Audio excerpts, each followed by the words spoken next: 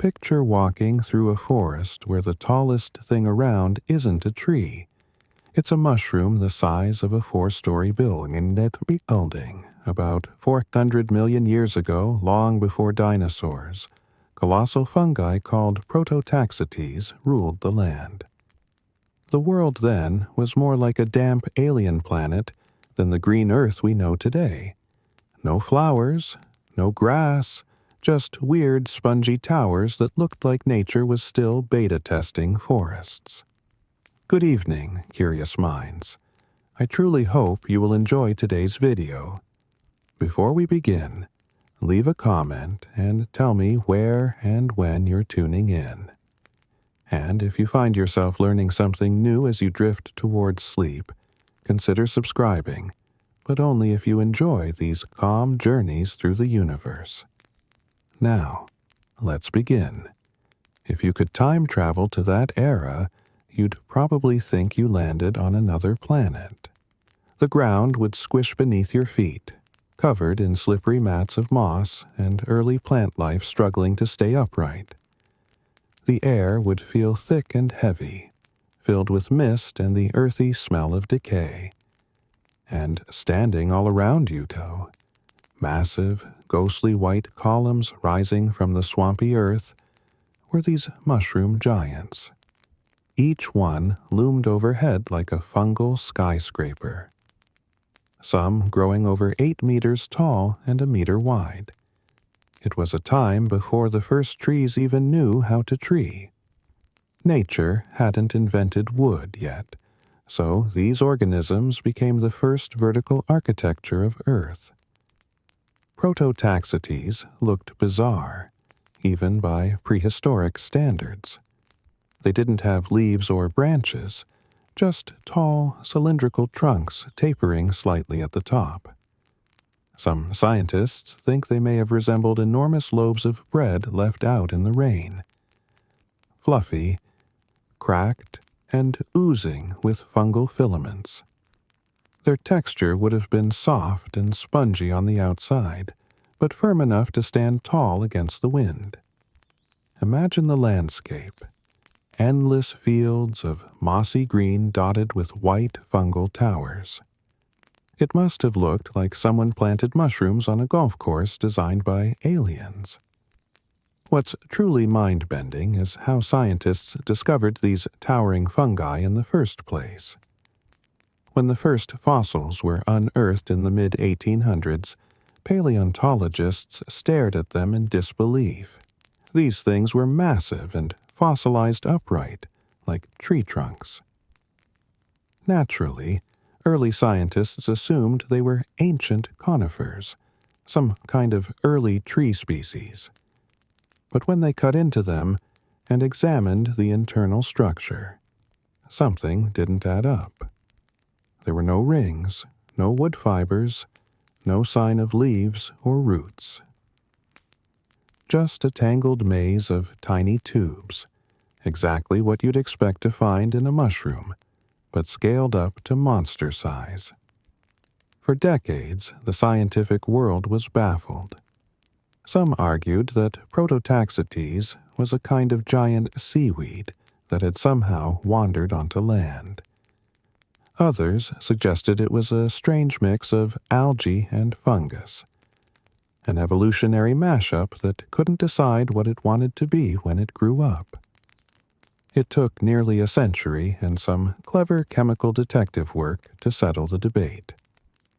By analyzing the carbon in fossilized Prototaxites remains, researchers discovered patterns consistent with fungi, not plants or algae. The verdict was in, Earth's first giants weren't trees, they were mushrooms. And, suddenly, the early planet made a lot more sense. These mushrooms didn't just dominate the landscape visually, they shaped it ecologically. Without trees to drop leaves or grass to cover the soil, decomposition was a luxury.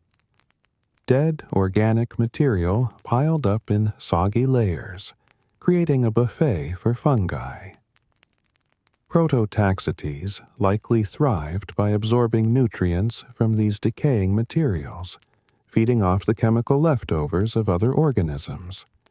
In a way, they were nature's first recyclers, turning waste into structure. Their towering forms weren't just impressive, they were vital for the balance of early ecosystems. But why did they grow so tall? That's one of those scientific questions that's equal parts fascinating and funny. Imagine fungi having an evolutionary meeting deciding, you know what? Let's just go vertical. Some theories suggest their height helped them release spores farther, letting the wind carry their offspring across larger distances. Others think the tall structure helped them capture more light or moisture in an environment that was damp but inconsistent. Or maybe, just maybe, it was a classic case of grow big or get buried. In a world filled with sprawling mats of low vegetation, a fungus that could rise above the crowd had better odds of survival. The scale of these mushrooms must have changed the very feel of the landscape.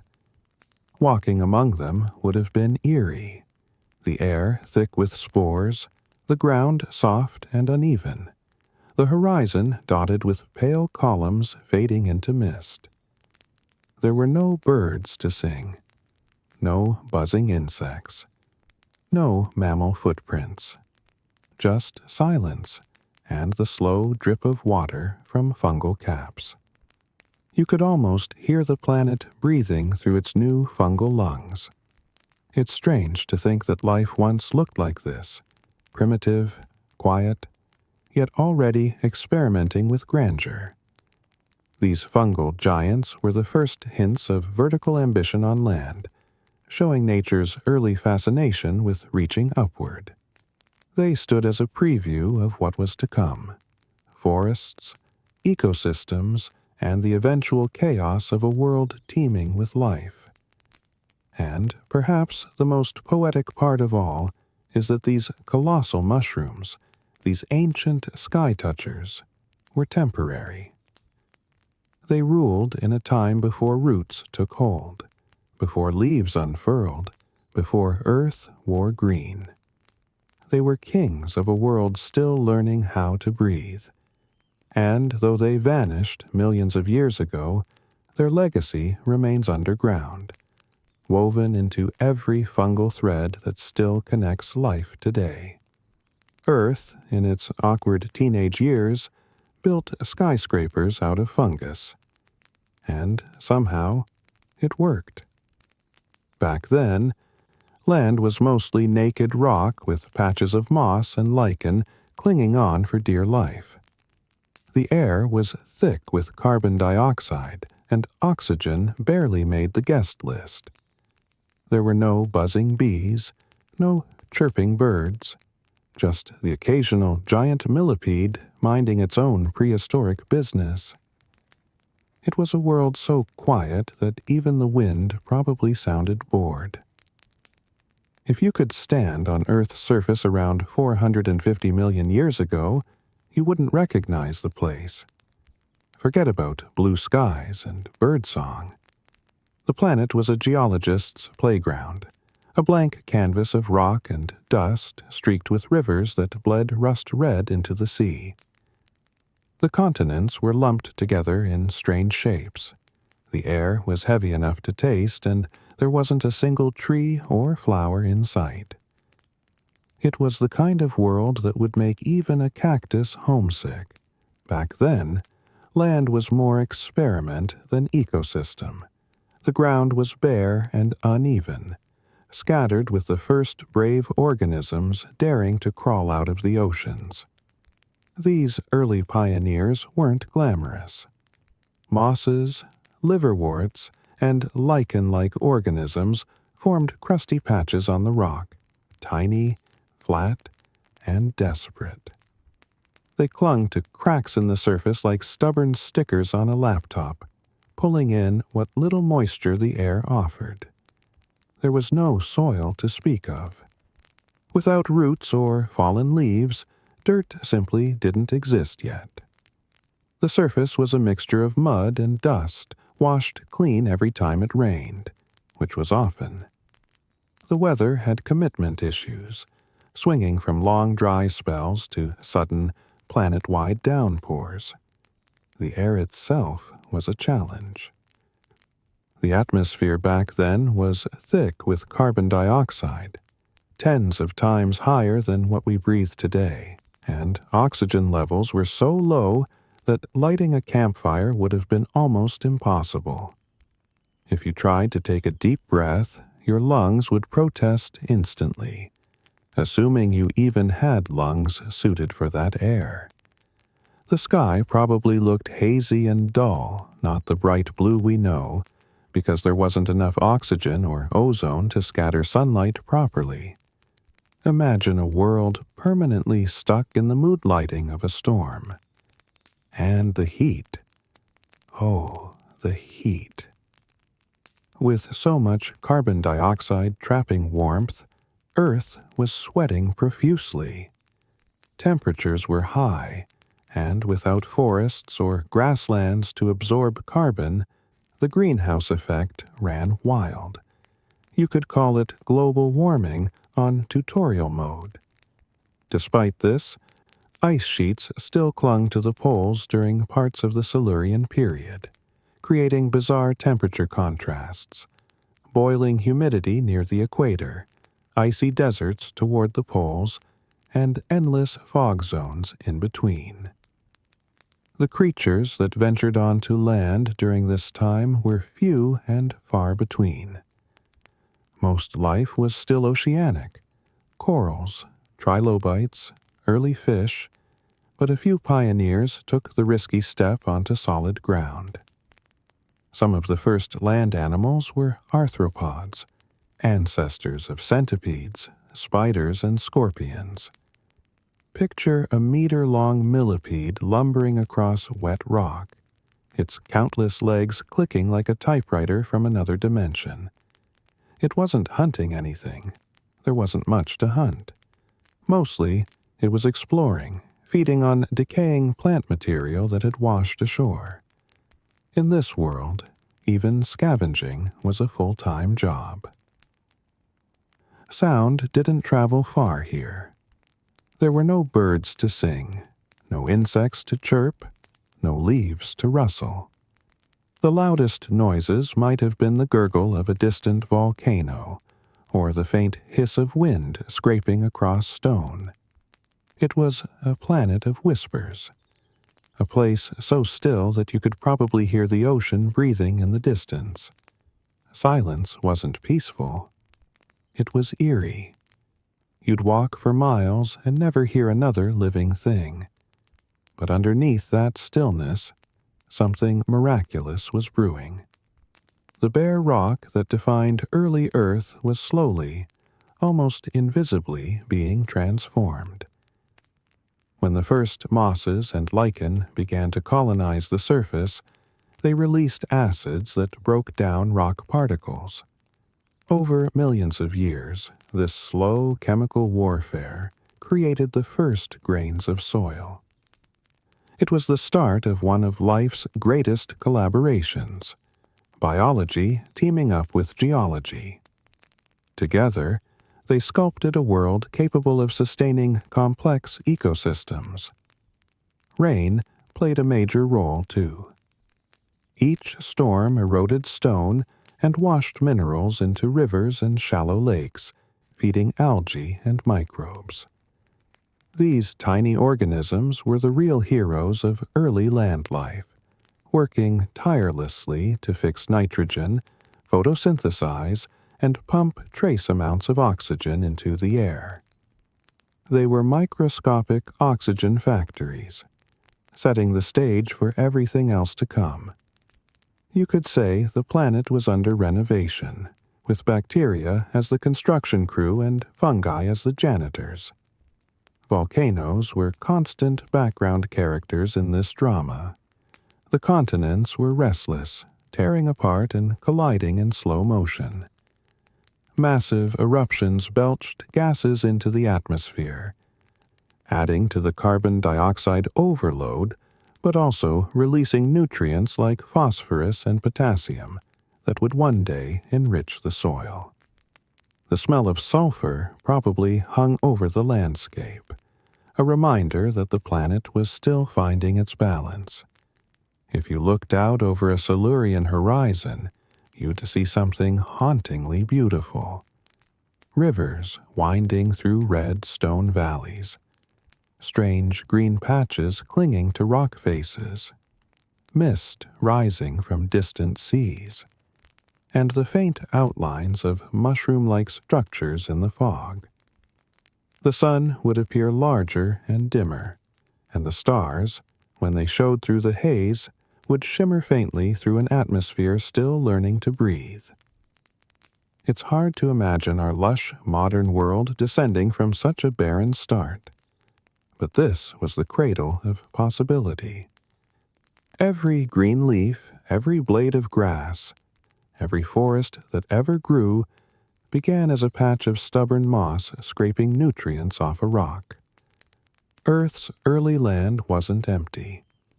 It was potential energy waiting to unfold. There's something almost poetic about that silence. It wasn't lifeless. It was the sound of anticipation. The planet was building its stage, laying the groundwork for the explosion of life that would come later. Soon enough, plants would rise, fungi would stretch skyward, and animals would crawl and leap across the surface. But for now, Earth was bare, raw and unfinished, a work in progress wrapped in mist and mystery. It was the calm before the biological storm, the long exhale before life took its first confident breath.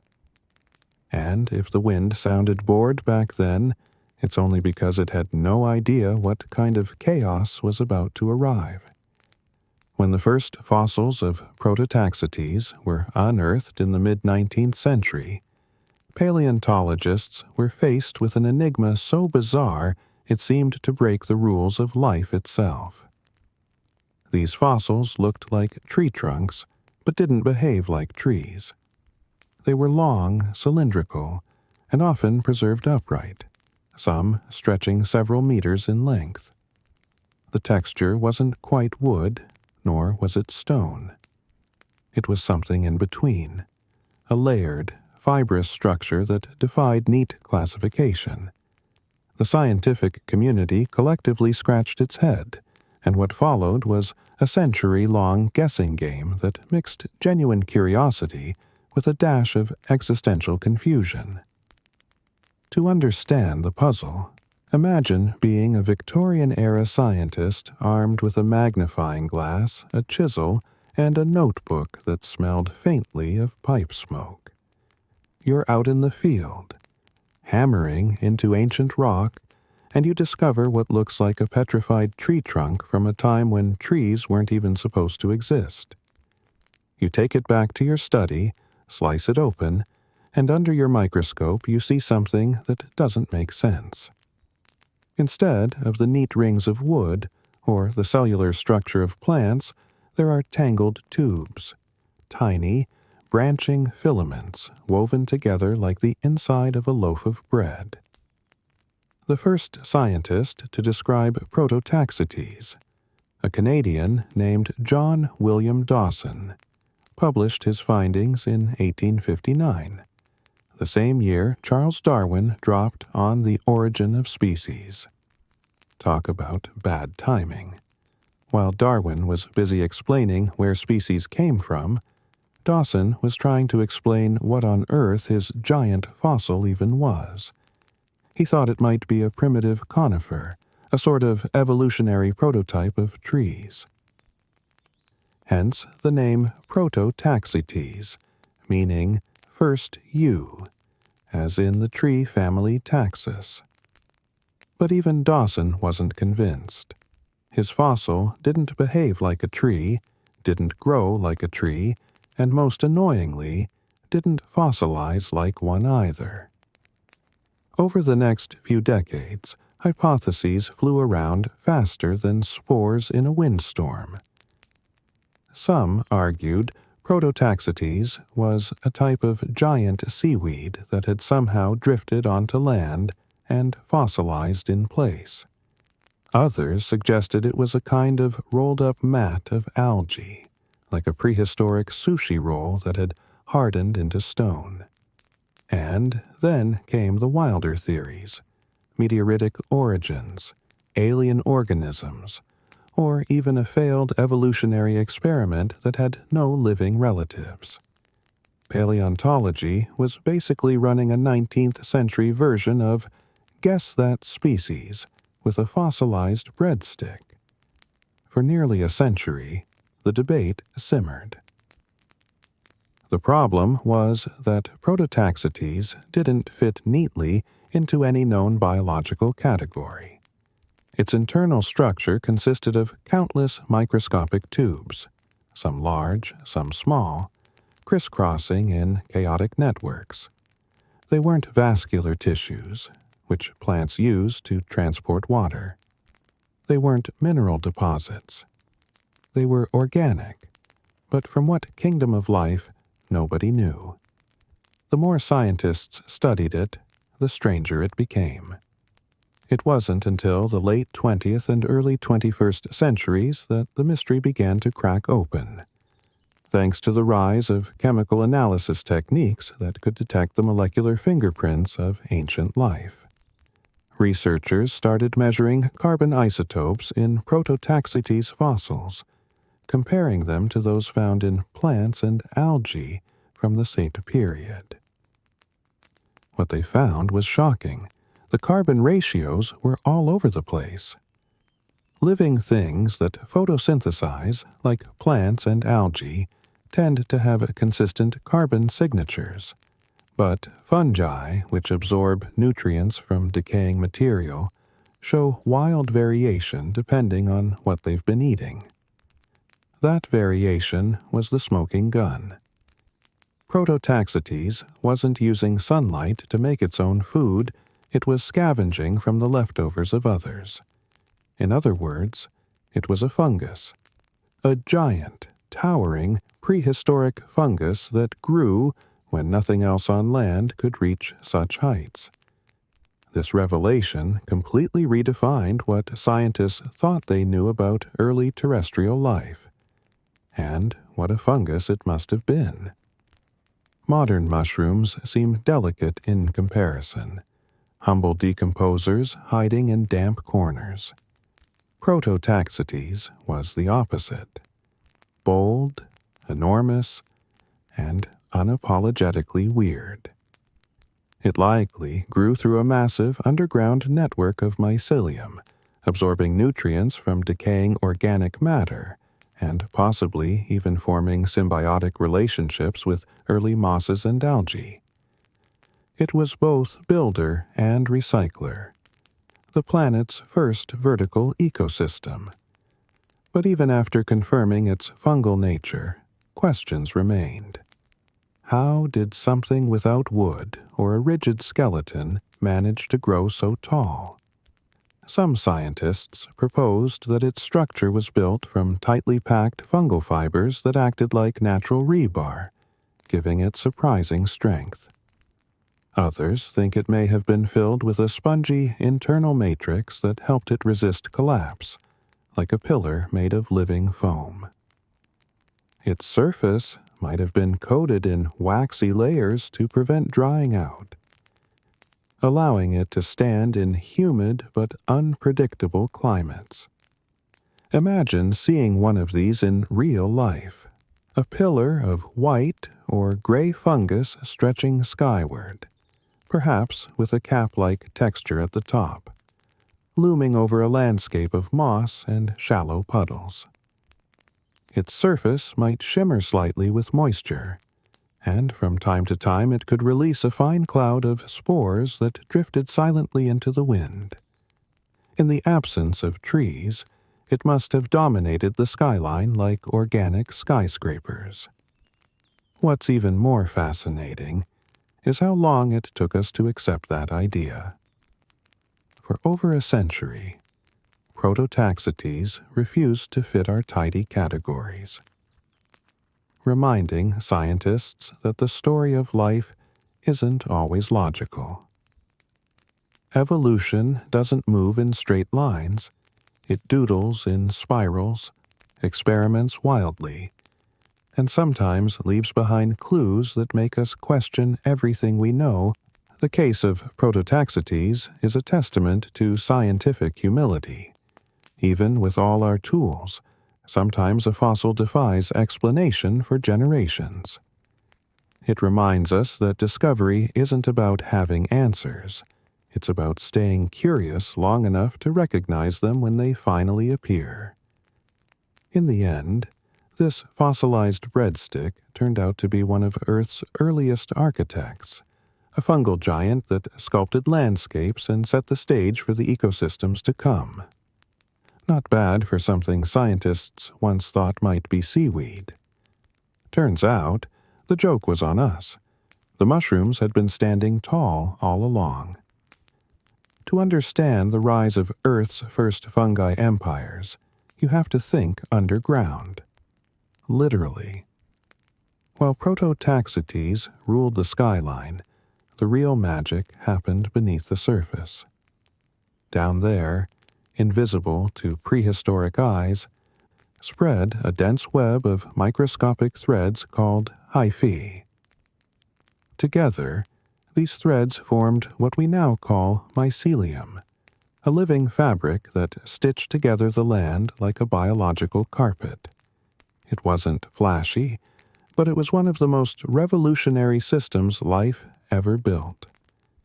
This mycelial network was the original infrastructure of the biosphere. Imagine an underground subway system without trains or passengers. Just endless tunnels made of living cells, constantly branching, fusing, and flowing. These filaments spread across ancient soils, breaking down dead organisms and absorbing nutrients, then redistributing them through the fungal network.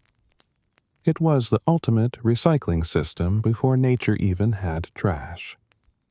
The world was still young and messy, and fungi were quietly cleaning up after creation's chaos. In a time when nothing had roots or leaves, this network acted like both.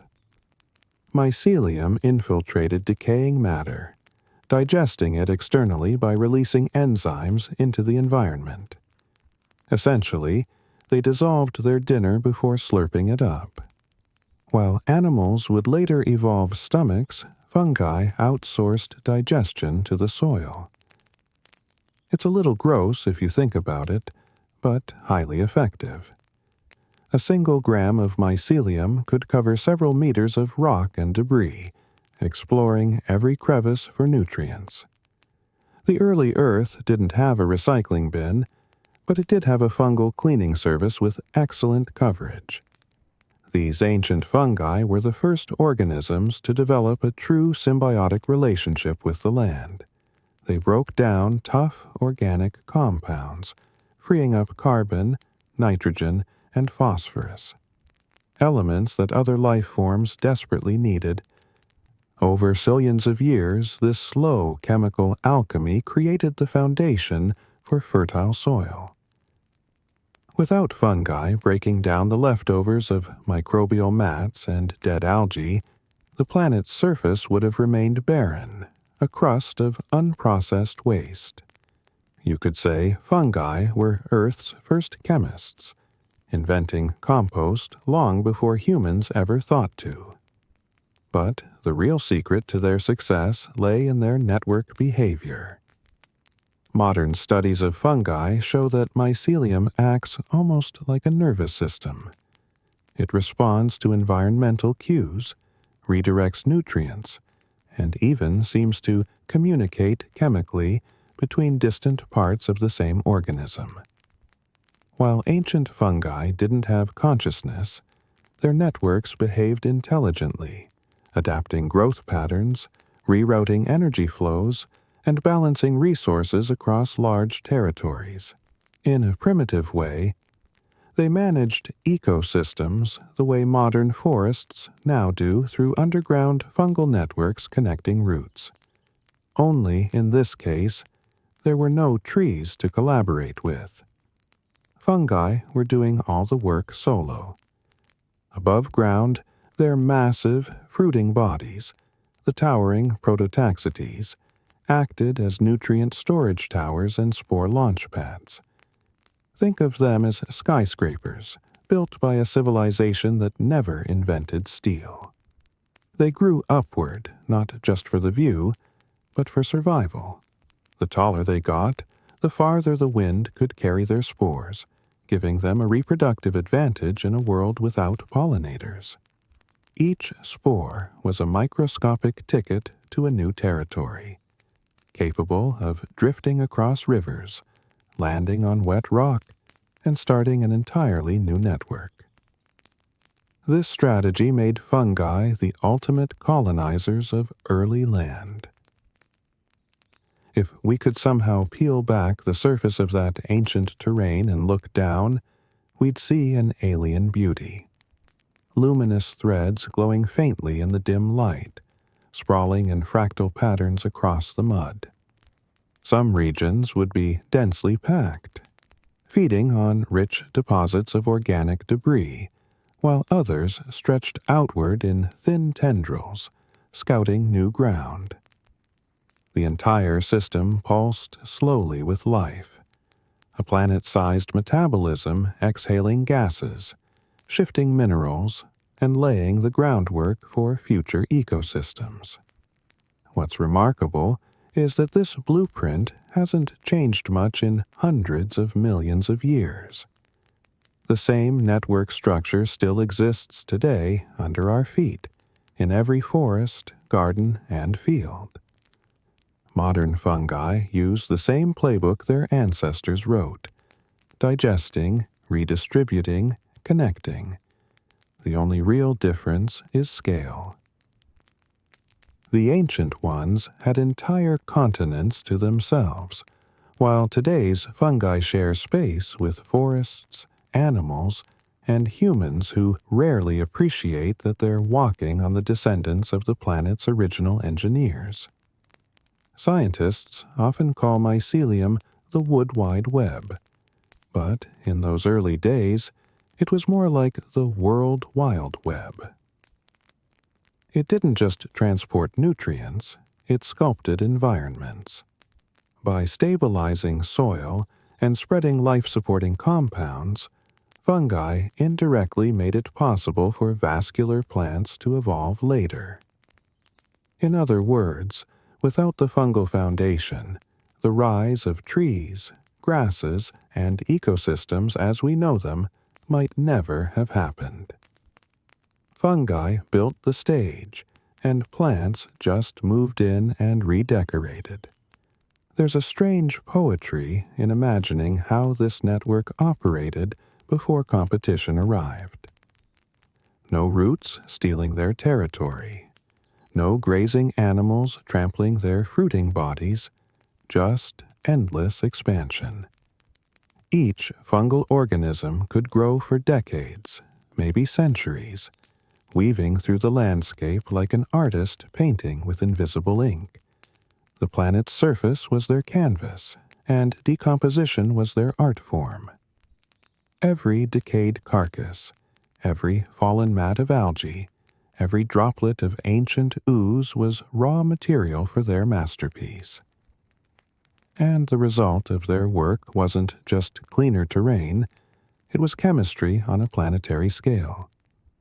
Fungal respiration contributed to the early balance of gases in the atmosphere, slowly adjusting carbon levels as they broke down organic matter. Their underground metabolism literally breathed life into the crust, converting lifeless carbon compounds into the nutrients that would later feed plants. In a sense, fungi didn't just recycle Earth's first trash, they rewrote the rules of the biosphere. When we walk through forests today, we are stepping on the living echoes of that ancient system. The same branching architecture that sustained Prototaxites still hums quietly underfoot, transferring information and nutrients in ways we're only beginning to understand. Long before humans invented cities or networks or power grids, Earth had already mastered the art of connection. And its blueprint wasn't metal or silicon or stone. It was soft, white, and full of spores. Before trees stretched toward the sun or flowers painted the landscape, Earth's surface was a swampy laboratory of strange experiments. The climate that nurtured giant fungi like Prototaxites was unlike anything the modern planet has ever known. The late Devonian and early Carboniferous periods were ages of moisture, mist, and muddled sunlight, an atmosphere so rich in carbon dioxide that it could have doubled as a greenhouse on steroids. Every inch of the landscape was drenched in humidity, a paradise for fungi that thrived in the damp. If there had been weather forecasts back then, they would have gone something like this. Today, fog, drizzle, and 100% chance of spores. The air itself was thick, almost heavy. It clung to everything, wrapping the planet in a constant film of moisture. This wasn't the kind of damp that ruins a picnic. This was the kind of damp that builds worlds.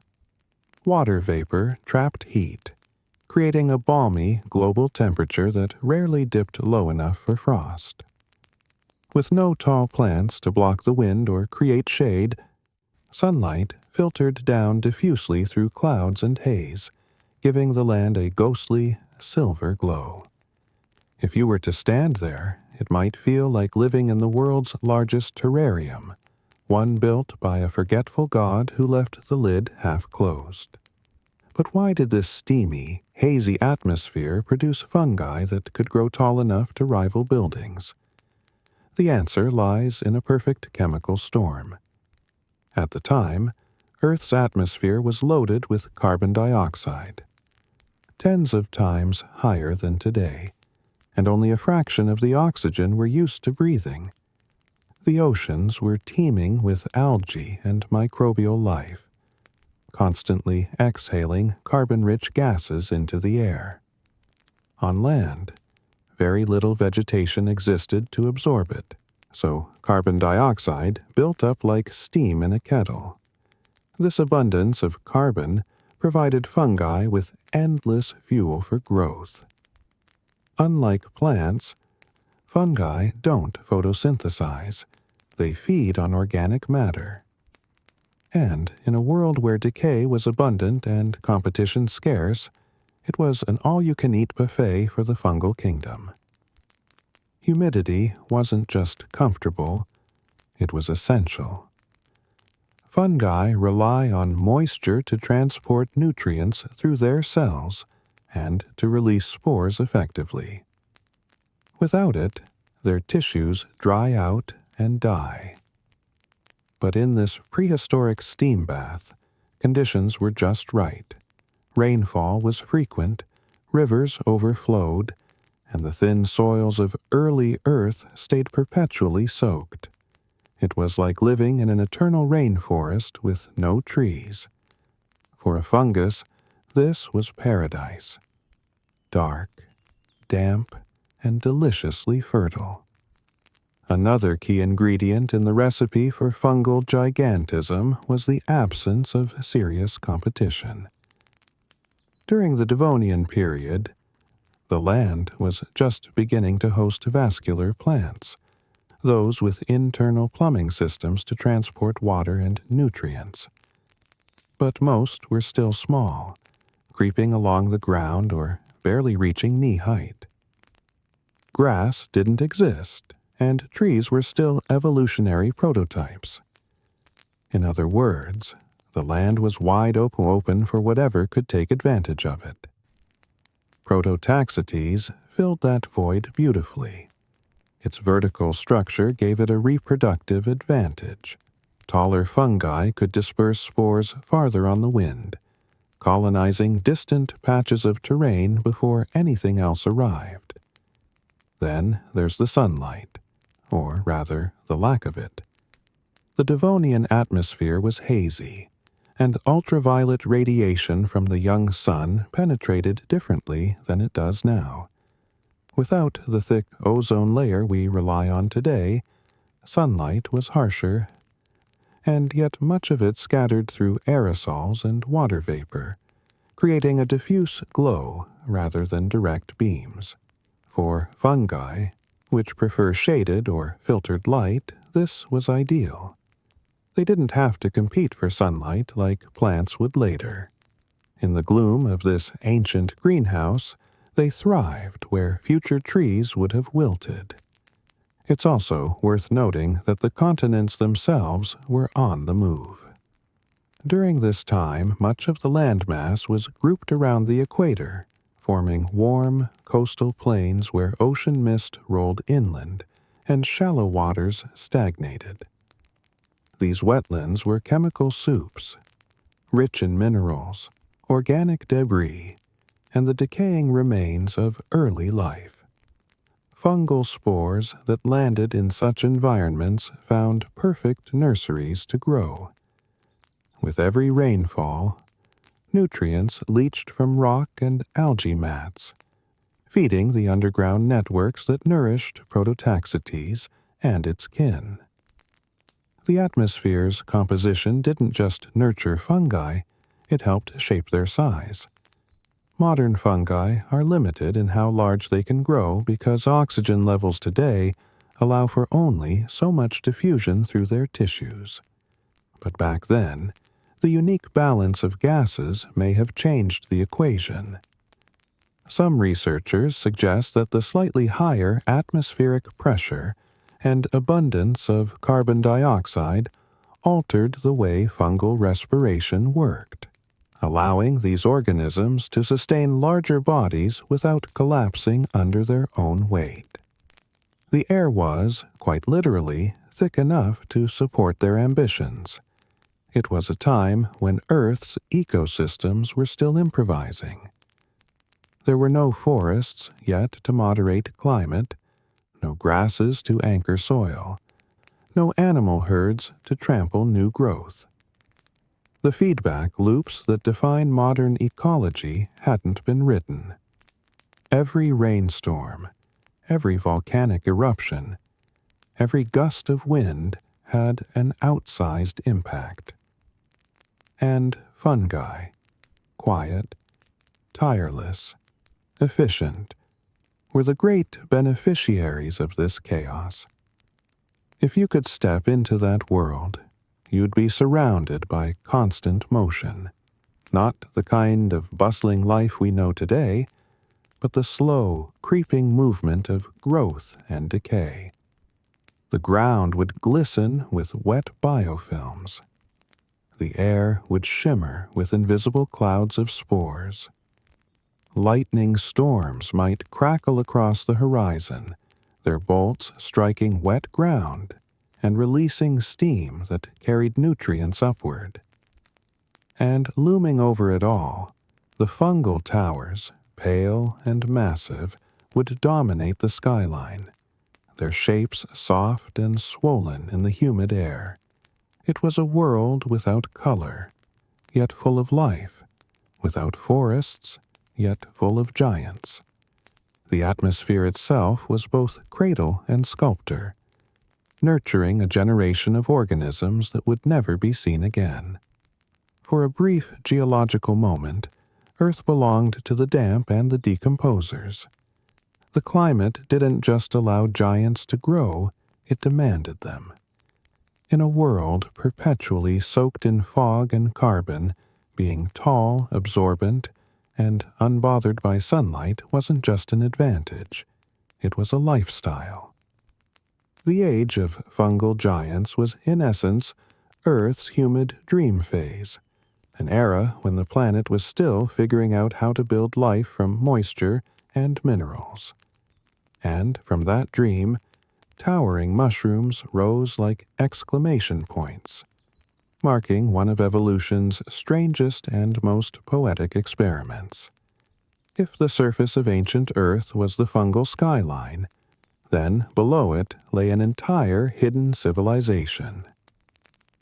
It was a world without light or sound, where life moved at the speed of chemistry, and the architecture was built not from stone or bone, but from threads finer than a human hair. This was the realm of mycelium, the true body of the fungus, sprawling and unseen, a living network that quietly ruled everything above it. To picture it, imagine peeling back the crust of the Devonian earth and revealing a luminous web stretching in every direction. Each filament, called a hypha, extended outward in search of food, moisture, and connection. They twisted and fused, multiplied and branched, forming a mesh so dense that entire patches of ground pulsed with fungal life. It wasn't chaos, it was choreography, nature's first experiment in decentralized intelligence. Every part of that network acted both individually and collectively. A single hypha could sense chemical gradients in the soil, tiny differences in nutrient concentration, and direct its growth toward the richest sources. When two hyphae from the same organism met, they merged, sharing information chemically through electrical impulses and the flow of ions. The entire network behaved like a distributed brain, one that didn't think in thoughts but in reactions, messages whispered through molecules. Scientists today describe mycelial networks as smart, and that intelligence was likely just as remarkable hundreds of millions of years ago. When one region of the fungus found a new patch of decaying material, the signal spread through the entire network. Nutrients were redirected where they were needed most. If an area dried out or became toxic, the fungus rerouted its energy elsewhere. It was responsive, adaptive, and persistent, the very qualities that would one day define complex ecosystems. But what truly made this underground empire extraordinary was its ability to connect life. Mycelium didn't exist in isolation. It spread through mats of moss, crept along decaying algae, and intertwined with the earliest plant-like organisms. Through these interactions, it began forming partnerships that would rewrite the planet's future, the first mycorrhizal relationships. These are the same ancient alliances between fungi and plant roots that still sustain modern forests. The fungus supplied minerals like phosphorus and nitrogen from deep in the soil, while the plants offered sugars produced through photosynthesis.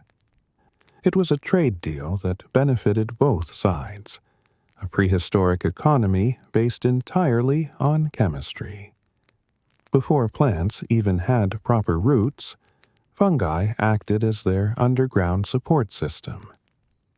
They stabilized the fragile soils of early continents, binding grains of sediment together and preventing erosion.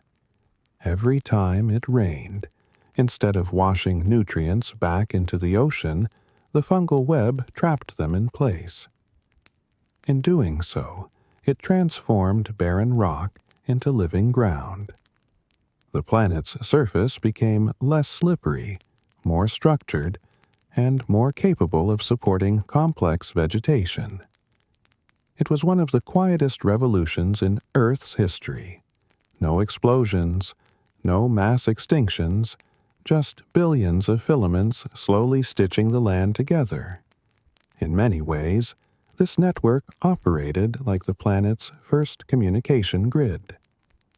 Where modern ecosystems rely on bees, birds, and wind to move information and energy, the ancient fungal web did it all internally. Nutrients traveled from one cluster of organisms to another. Chemical signals warned of drought or imbalance. Even primitive microbial colonies likely benefited, hitching a ride or feeding from fungal excretions. It was a self-sustaining system, a biological Wi-Fi long before any creature had a brain to log on. And it wasn't just a passive structure. The mycelial web actively sculpted its environment. As it secreted acids to break down rock, it released minerals like calcium and magnesium into the soil, slowly enriching it. These minerals didn't stay put. The fungal threads redistributed them, forming nutrient hotspots that later plants would exploit. Over millions of years, this slow, patient work transformed vast regions of sterile terrain into landscapes capable of supporting forests. Fungi, in essence, terraformed Earth from below. One of the most striking things about fungal networks is their resilience. A mycelium can survive droughts, floods, and fire. It can lose large portions of its structure and regrow from a single surviving thread. This durability likely made fungi the dominant life form in many early ecosystems. When conditions above ground changed, whether through volcanic eruptions, shifting climates, or flooding, the underground empire endured. It didn't need sunlight or mobility, only patience. The surface life came and went, but the network remained. Even today, when scientists study modern mycelial systems, they find patterns strikingly similar to neural networks and internet pathways. These fungal webs optimize connections, minimize energy costs, and maintain efficiency despite damage. In the ancient world, these same principles played out on a global scale. The continents themselves might have been linked by overlapping fungal mats, vast, invisible webs spanning miles of terrain. Each patch of life wasn't isolated. It was plugged into a larger circuit. Imagine standing on that ancient ground, unaware that beneath your feet lies something more complex than any machine humanity has ever built. The soil feels spongy, springy with unseen life. Beneath it, the fungal empire hums, a slow, steady pulse that connects every organism, every droplet of nutrient-rich moisture, into one living tapestry. It doesn't demand attention, and yet everything depends on it. The irony is that for most of Earth's history, the rulers of life weren't the visible giants, the mushroom towers, or the later trees, but the hidden architects underground. They built connections, recycled matter, stabilized the land, and created the framework upon which every terrestrial ecosystem would grow. While other life forms reached for the sky, fungi reached for permanence. So when we marvel at the grandeur of forests today, or the beauty of ecosystems thriving across the planet, we're really looking at the descendants of that ancient web. The underground empire never fell. It just went deeper, becoming the quiet heartbeat of the biosphere. Long before roots dug in or animals learned to crawl, the world was already connected, woven together by the patient genius of fungi, passing nutrients instead of data, but running the same basic code that powers life itself. For millions of years, fungi had enjoyed a monopoly on land. They were the quiet kings of a world painted in gray and brown, living off decay and moisture.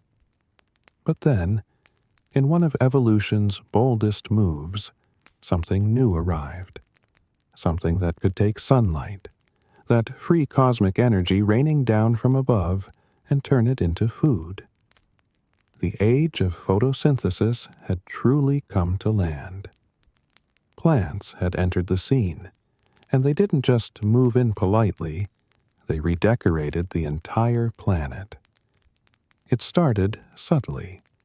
The first vascular plants, those equipped with internal tubes to move water and nutrients, were humble things, thin stalks, simple leaves, and roots just beginning to explore the soil. But they had a secret weapon that no fungus could ever replicate: chlorophyll. This green pigment was their ticket to independence. While fungi still had to scavenge for nutrients, plants could make their own meals using sunlight, water, and carbon dioxide. They were, quite literally, powered by light, and once they figured that trick out, there was no stopping them. Picture a world where the color green didn't exist yet. Then, slowly, patches of it begin to appear. Small, fern-like plants creep across the ground, their fragile stems waving in the thick, moist air. Mosses cluster along the banks of streams. Soon, patches of greenery turn into carpets, and carpets turn into meadows. The landscape that once belonged entirely to the fungal empire starts to shift in hue, from gray and beige to bright, defiant green. The arrival of plants changed the rules of life overnight. For one thing, they stabilized the soil far more efficiently. Their roots dug deep into the earth, anchoring the ground and trapping sediment. This meant fewer nutrients washed away during storms, giving life a sturdier platform to build upon. Fungi, once the sole custodians of the land, now found themselves sharing space with rooted organisms that could access both underground minerals and skyborne energy. It was the dawn of ecological competition, an invisible tug-of-war over space, nutrients, and survival strategies.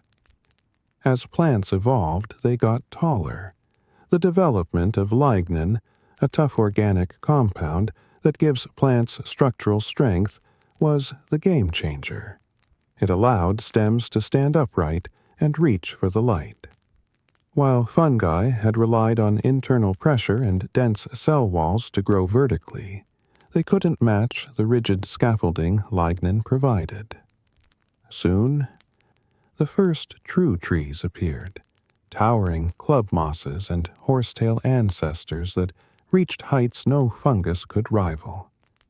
The skyline that had once been defined by fungal columns now bristled with green spires. For the fungi, this was a cultural shock of planetary proportions. Imagine being the tallest creature in the world for tens of millions of years, only to wake up one day and realize someone else had built skyscrapers next door. Prototaxites and its kin, once solitary monuments in a flat landscape, now found themselves dwarfed by leafy newcomers. The forest had arrived, and the mushrooms were officially the undergrowth. But this wasn't a simple eviction. Fungi, ever resourceful, adapted. Instead of fighting plants, many formed partnerships with them. Deep underground, fungal filaments fused with plant roots, creating symbiotic relationships that benefited both. The fungi supplied minerals and water from the soil, while the plants provided sugars from photosynthesis. This exchange system, the mycorrhizal network, was the first economic model in Earth's history. Trade routes of nutrients running beneath the forests. Even as they lost their monopoly above ground, fungi embedded themselves into the foundation of plant success. Still, the rise of plants altered the environment in dramatic ways. As they covered more land, they began sucking carbon dioxide out of the air and pumping oxygen back in. The atmosphere transformed.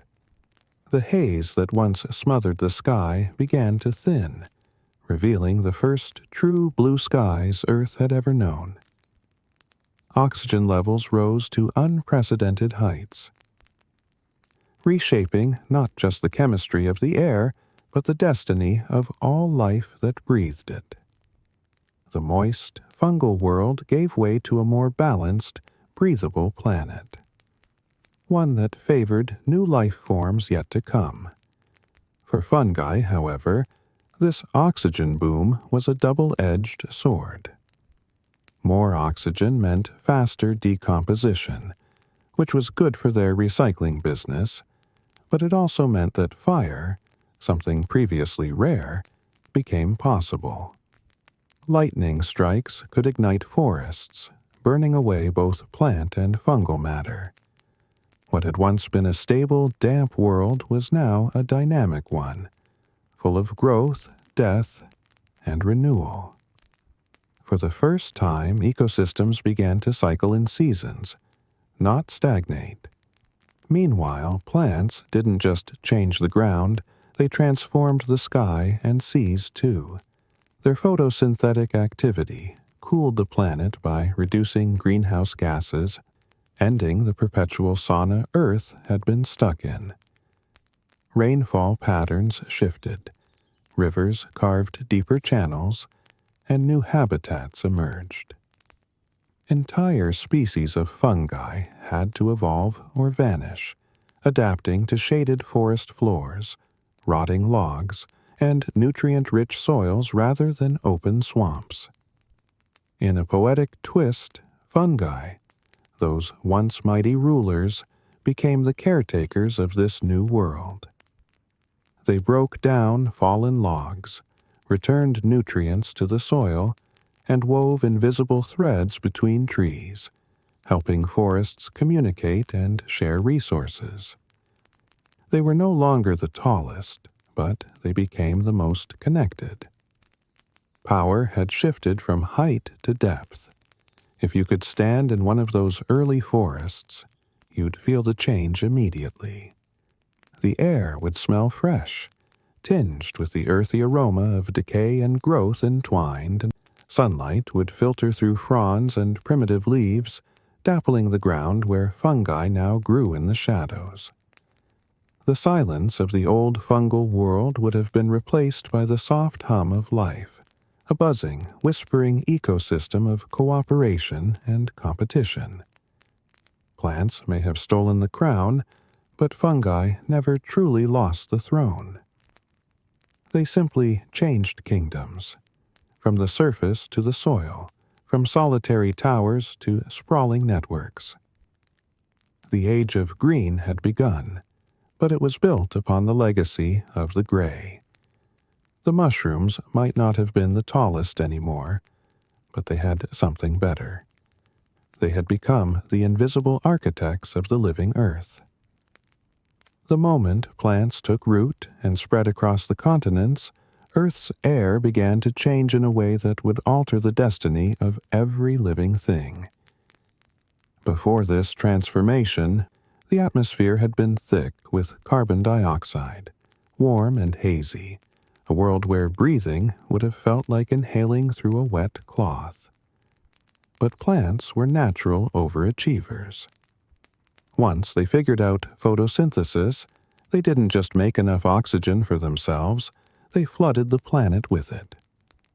It was, quite literally, the biggest air freshening event in history. This slow but monumental shift is what scientists now call the oxygen revolution.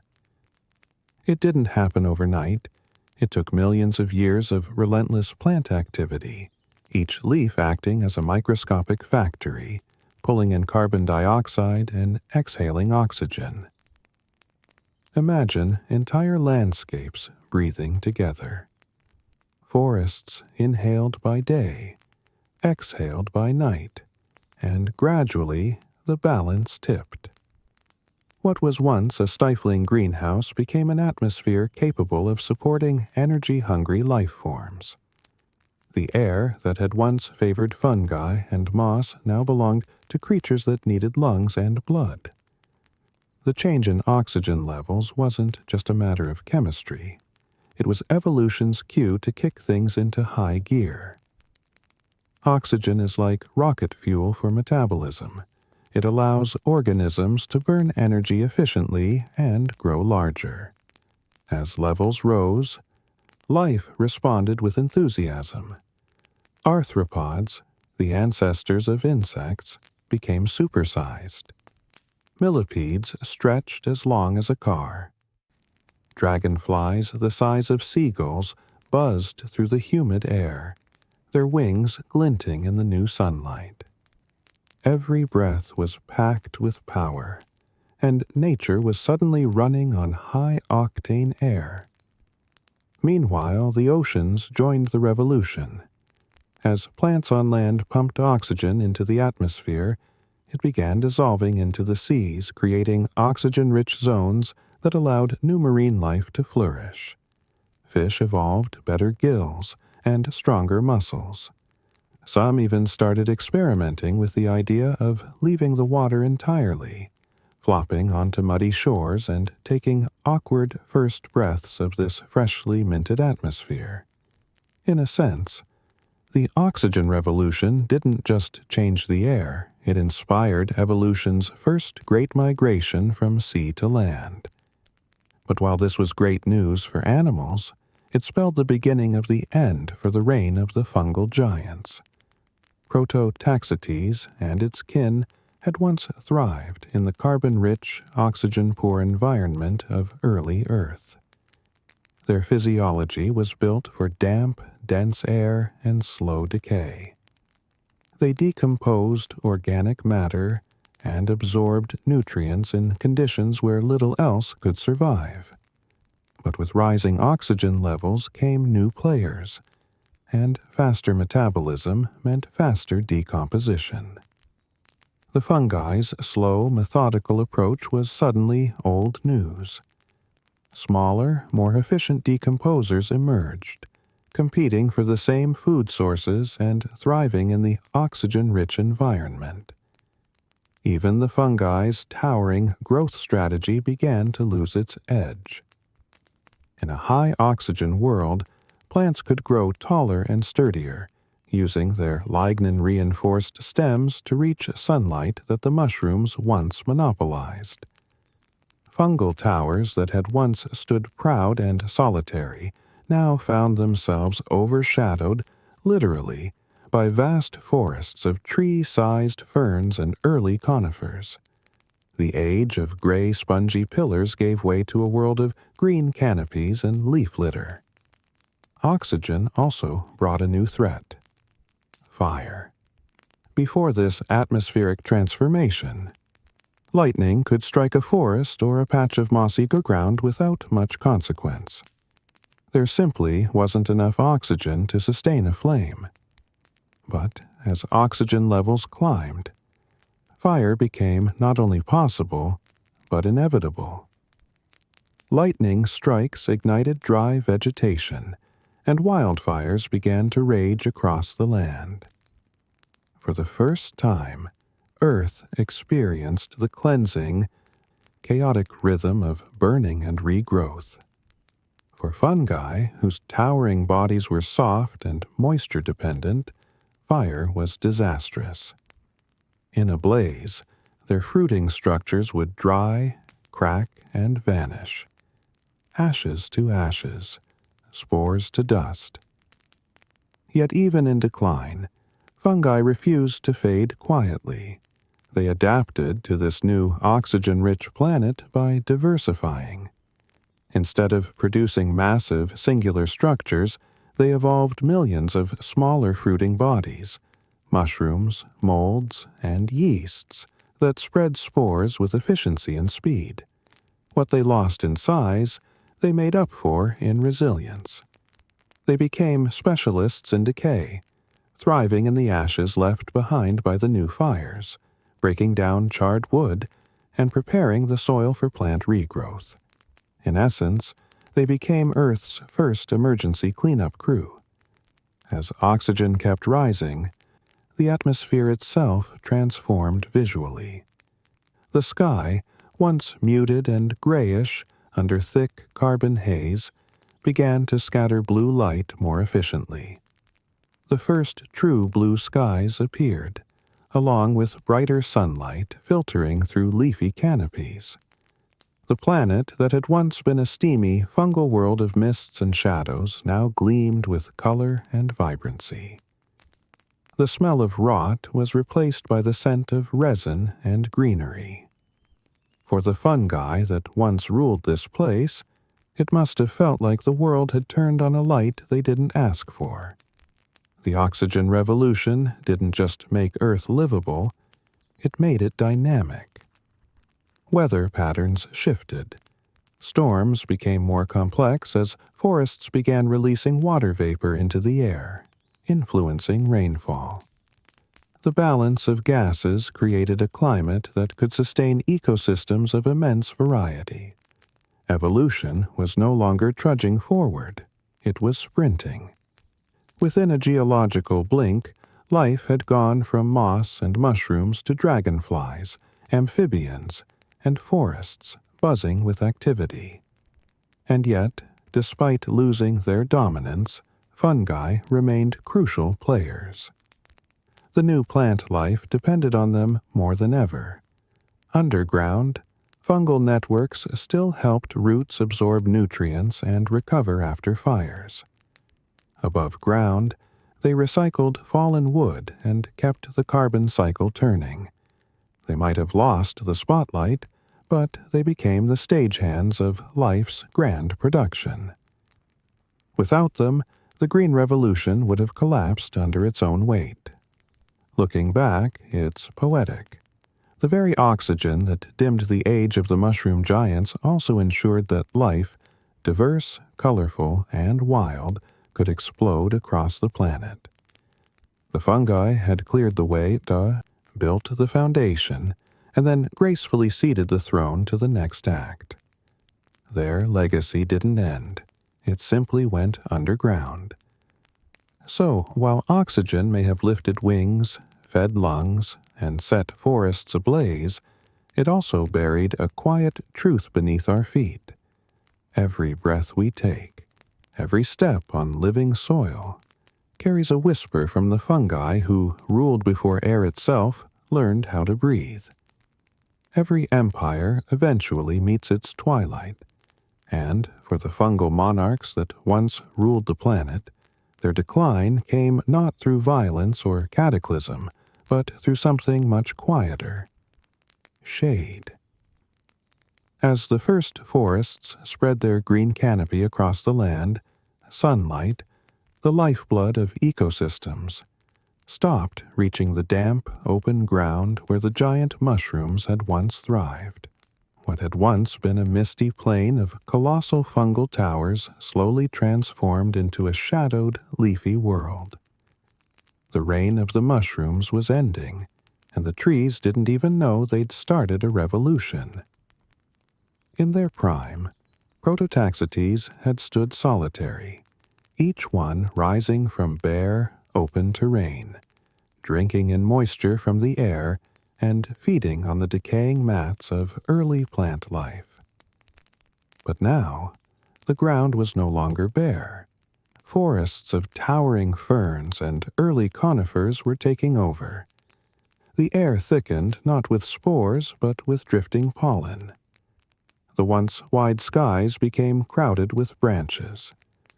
For the first time, fungi were forced to live under someone else's roof. This new world posed a serious problem for giants like Prototaxites. Their survival depended on abundant access to open space and decaying material exposed to the elements. But beneath the dense forest canopy, the ground grew darker, drier, and littered with tough plant debris, rich in lignin. A complex substance fungi of the time could not yet easily break down. Evolution had written fungi into the early script of life as decomposers, but now it had changed the props. The soft, simple, organic matter they once feasted on was being replaced by wood, a material so stubborn it would take millions of years before fungi evolved the enzymes to digest it efficiently. The buffet was still there. It just came wrapped in armor. So the towering fungi began to fade, their ecological niche evaporating beneath their feet. Instead of rising high into the sky, the next generations of fungi spread horizontally, shrinking in stature but multiplying in number. Small, fast-growing species that could thrive in shaded soil took over, weaving into the roots of plants and forming symbiotic relationships. The age of giants gave way to the age of partnerships. It's strange to think that the downfall of these colossal mushrooms wasn't marked by any dramatic event. No meteor, no mass extinction, no sudden disease. They simply lost relevance. Evolution, ever practical, abandoned the blueprint for skyscraper fungi in favor of a more flexible model. Being tall had once been an advantage for spreading spores in a wind-swept world, but in a forest filled with competition, that strategy no longer worked. The wind itself couldn't reach the ground as easily. Spores that once traveled freely now got caught in dense foliage. The mushroom towers were whispering to a sky that had stopped listening. Over time, decay turned literal. The fallen bodies of Prototaxites became part of the soil, breaking down slowly, perhaps with help from smaller fungi that owed their entire existence to the giants' earlier dominance. Their decomposition enriched the ground for the very forest lichen that had displaced them, a poetic, almost noble exit. The last generation of giants nourished their successors as they faded into history. Fossil evidence suggests that Prototaxites may have persisted for millions of years during the transition, but their fossils become rarer as forests grew thicker. It's as if the geological record itself is watching them walk off stage. The towering white columns disappear, replaced by impressions of roots, ferns, and leaves. The world's texture changed, from spongy and fungal to fibrous and woody. Evolution had closed one chapter and opened another, its pages filled with chlorophyll instead of spores. Yet the fall of these fungal monarchs left behind more than empty soil. Their influence reshaped the planet's systems in lasting ways. Their long reign had helped build the first complex soils, stabilized sediments, and recycled nutrients critical for the rise of plants. Even their decomposition added to this process, releasing stored carbon and enriching the terrain for the flourishing of future ecosystems. Their fall was not an erasure, but a transformation, a passing of the torch, or rather, of the carbon. In the quiet aftermath of their disappearance, the fungal kingdom diversified underground. Without the pressure to maintain skyscraper-sized fruiting bodies, evolution took the opportunity to experiment. Fungi became more efficient at partnering with plants, digesting dead wood, and forming sprawling networks that could communicate between roots. What they lost in size, they gained in sophistication. The giants' DNA may have faded from the fossil record, but their legacy lived on in every filament of mycelium threading through the earth. One might imagine the last of the Prototaxites standing in a clearing, surrounded by the encroaching greenery of early forests. Its pale, cylindrical body casting a long shadow on the mossy ground, spores still drifting lazily into an atmosphere that had moved on without it. No predators came for it. No catastrophe struck.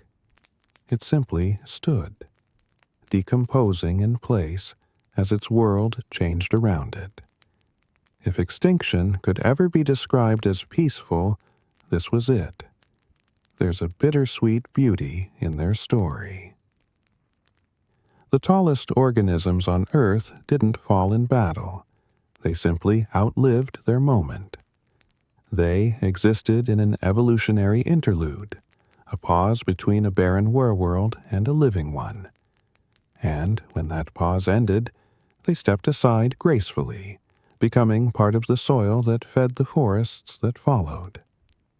Today, when we think of mushrooms, we think of the small, humble forms that sprout after rain or hide beneath logs. It's hard to imagine their ancestors once stood taller than a giraffe. But that's how evolution works. It's a cycle of rise, adaptation, and transformation. The fall of the fungal giants wasn't a tragedy. It was a necessary act in Earth's grand performance. In the end, the giant mushrooms didn't lose the world. They became it. They returned to the ground, blended with the earth, and lived on in every spore, every root partnership, every breath of soil-borne life that came after. Their fall was not failure, but fulfillment.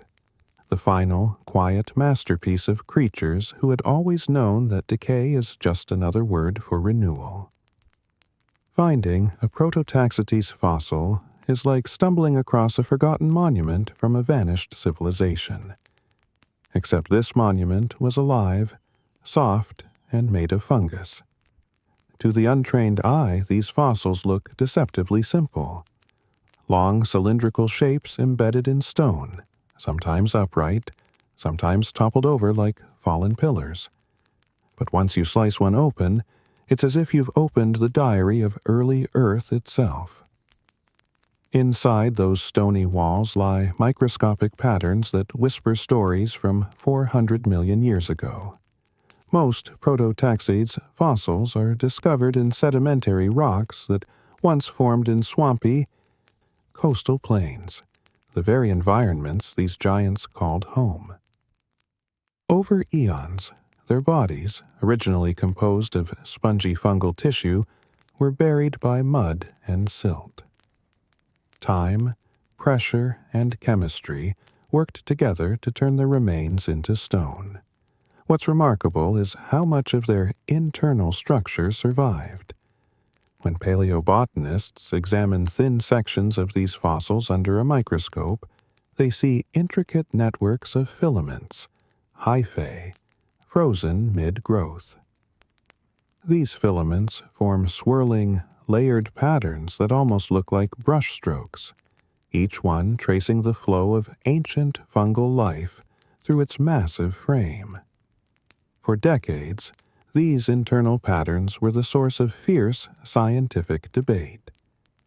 Early researchers in the 1800s, armed with nothing more than magnifying glasses and guesswork, thought they were looking at tree rings. The regular layers gave the impression of wood growth, leading many to believe Prototaxites was some kind of primitive tree.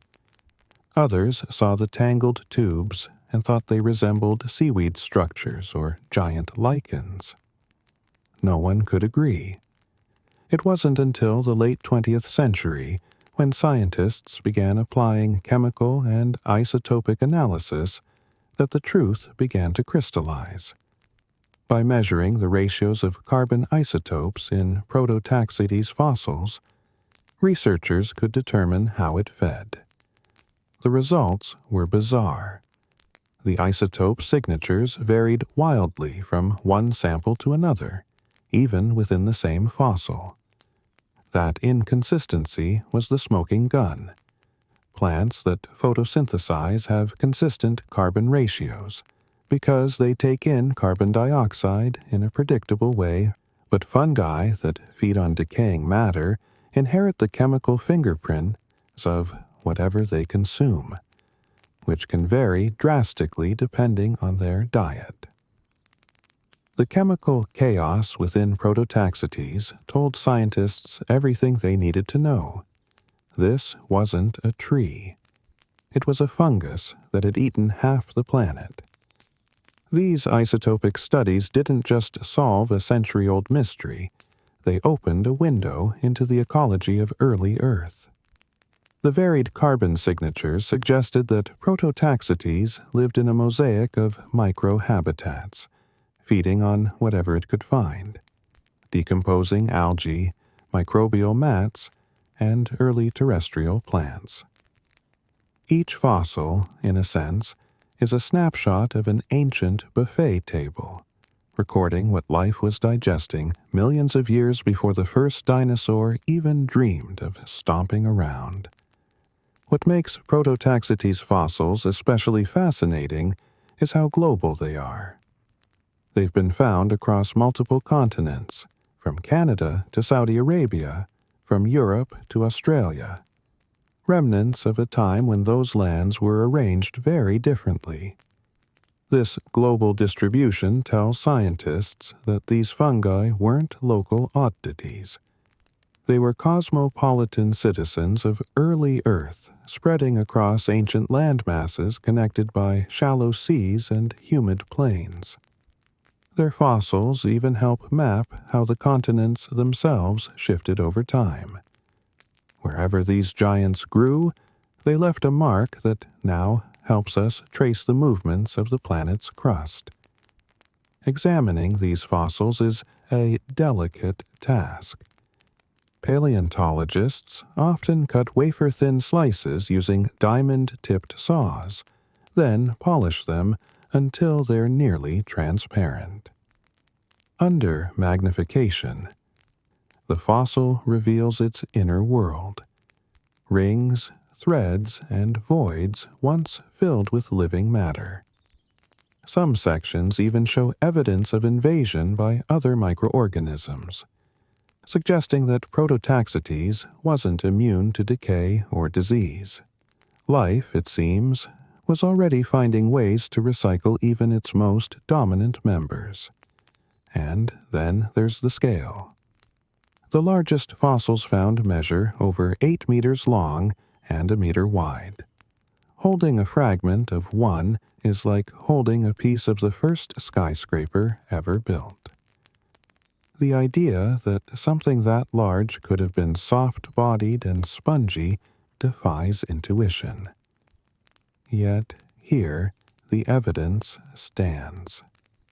Petrified proof that nature was experimenting boldly long before wood, bark, or flowers entered the evolutionary picture.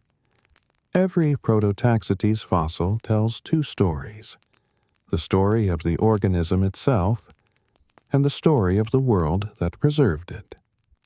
Some are found alongside early land plants, others near primitive animal tracks or ripple marks left by ancient water currents. These associations let scientists reconstruct the scenes they belong to, a vast, damp landscape dotted with fungal towers, ringed by rivers, and shrouded in mist. The fossils are like postcards from a forgotten age, each one carrying the texture of an alien Earth. Even the process of fossilization carries clues. Minerals like silica, iron, and calcium carbonate seeped into the tissues of Prototaxites after death, replacing organic material molecule by molecule. This slow petrification, sometimes taking thousands of years, preserved not just the outer form but even microscopic details. It's as if nature went out of its way to ensure we'd one day rediscover its most peculiar creation. To stand before one of these fossils today, massive, stone-gray, and rippled with time, is to confront both the strangeness and the continuity of life. It's humbling to realize that before forests, before flowers, before birdsong or buzzing insects, there was this, a fungus so tall it could have cast a shadow over your house. And now it rests, silent and solid, embedded in the earth it once helped shape. In museums and research labs around the world, scientists still study these fossils not just for what they reveal about the past, but for what they hint about life's ingenuity. Prototaxites represents a moment in evolution when life, faced with a barren landscape, decided to build upwards, to reach for the sky without roots, leaves, or even sunlight. It's proof that the drive to grow, to expand, to fill every niche has been part of life's story from the very beginning. So, when we gaze at a Prototaxites fossil today, we're not just looking at a relic, we're looking at evidence of ambition written in stone. It's a reminder that even the humblest of life forms can, for a brief and brilliant moment, rise high enough to touch the clouds. If Prototaxites could talk, it would probably have a dry sense of humor. Imagine a being that ruled the land for millions of years, towering over everything else, only to be slowly replaced by creatures that photosynthesize. It's the kind of cosmic irony evolution seems to delight in. You can almost hear it whisper, "Don't get too comfortable at the top." Because if history has taught us anything, it's that dominance in nature is always on loan, never owned. When we look back at the saga of the giant mushrooms, we're really looking at a parable written in spores and stone. Their story isn't just about ancient biology, it's about impermanence. The rise of Prototaxites shows how life will always find a way to fill a void, and their fall shows how quickly the rules can change when the environment does. For a few million years, the world belonged to them. Then trees showed up, and the script flipped. It's the same rhythm that is played out again and again across Earth's history. The mighty thrive, the mighty fall, and the humble quietly inherit what's left. There's something profoundly human about that cycle. We tend to see ourselves as the apex of creation, the final draft of evolution's long experiment. But Prototaxites would have felt the same way. If fungi had egos, that is. They were immense, successful, widespread, and unmatched. And yet, their empire crumbled not because of catastrophe, but because life simply moved on. Nature doesn't mourn its past rulers. It composts them. That's one of the first lessons the mushrooms teach us. Adaptability beats longevity. The fungi that survived weren't the tallest or the most majestic. They were the smallest, the most flexible, the ones that learned to live in the shade instead of competing for the sun. Evolution doesn't reward grandeur. It rewards versatility. The giant mushrooms didn't vanish because they failed. They vanished because they succeeded in making the world rich enough for other forms of life to thrive. In a twist of poetic justice, their own success sowed the seeds, literally and figuratively, of their obsolescence. But the story goes deeper. Prototaxites reminds us that dominance doesn't always mean complexity. These organisms ruled not through strength or intelligence, but through persistence. They grew slowly, absorbed steadily, and endured patiently. Their empire was built on time, not aggression.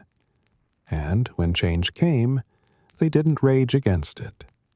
They decomposed gracefully, folding back into the soil that had sustained them. There's an odd kind of wisdom in that, one our own species could probably stand to learn from. In a way, Prototaxites embodies one of evolution's quiet truths, that being first is not the same as being forever.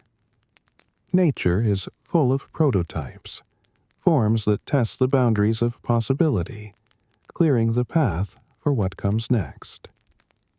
The fungal giants were one such experiment, a trial run for vertical life.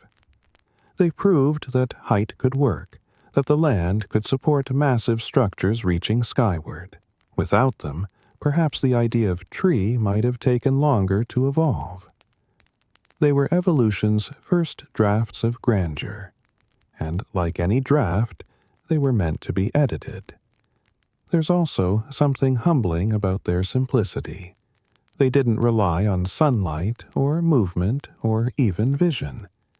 They lived by turning decay into sustenance, by transforming death into life. In doing so, they maintained balance in their world. Everything they consumed, they returned in another form. Nothing was wasted. Today, we tend to view decay as an ending, but for fungi, it's a kind of rebirth, a natural recycling program that ensures the continuity of existence. If the giant mushrooms could leave us with advice, it might be this: don't fear the end. It's just a change in function. We also learn from their disappearance that success in nature is often invisible.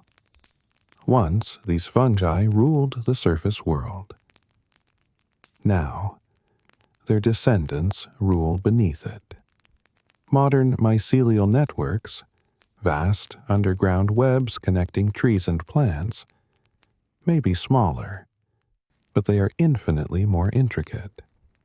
They've traded height for reach, becoming nature's silent architects.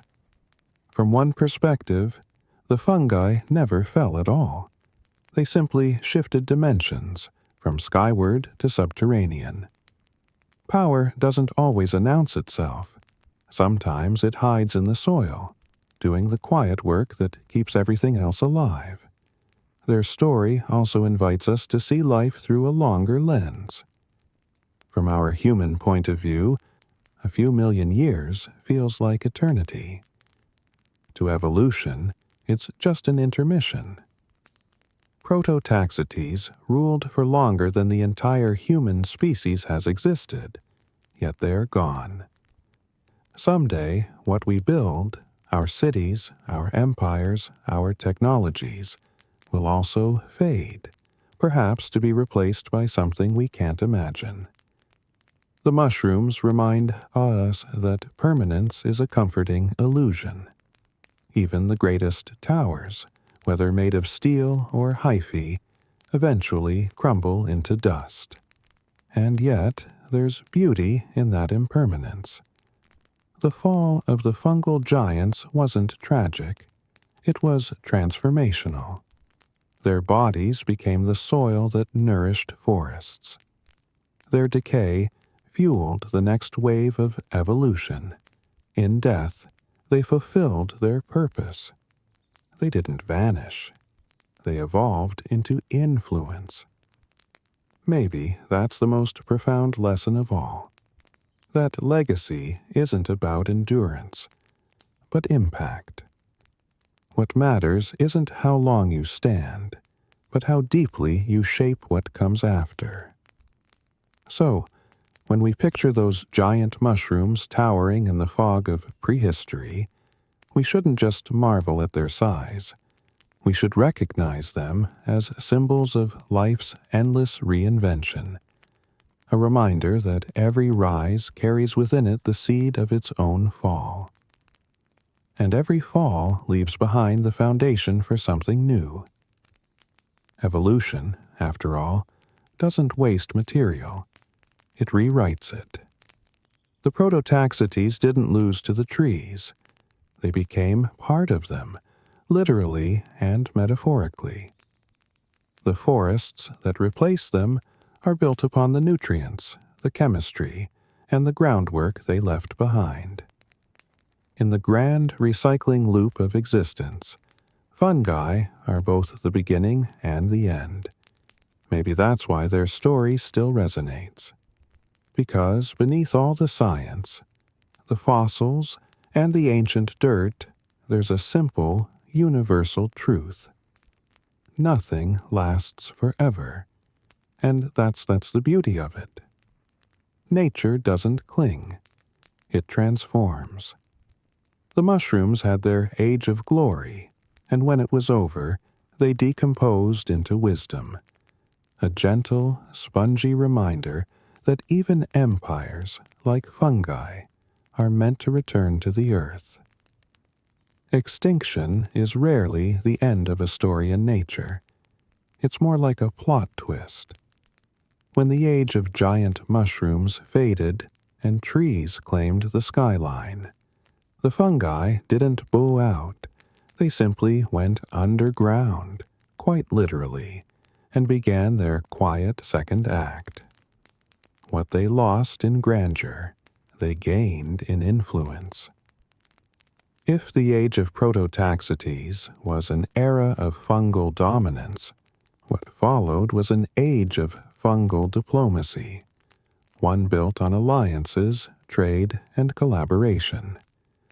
After their towering forms disappeared from the fossil record, fungi reinvented themselves as the invisible infrastructure of the living world. Beneath the roots of early forests, they formed new relationships with plants, symbiotic partnerships that would reshape the planet's ecology forever. These underground alliances are known as mycorrhizae, a word that sounds like something from a botanical soap opera but describes one of the most vital biological systems on Earth. In essence, it's a trade agreement between kingdoms.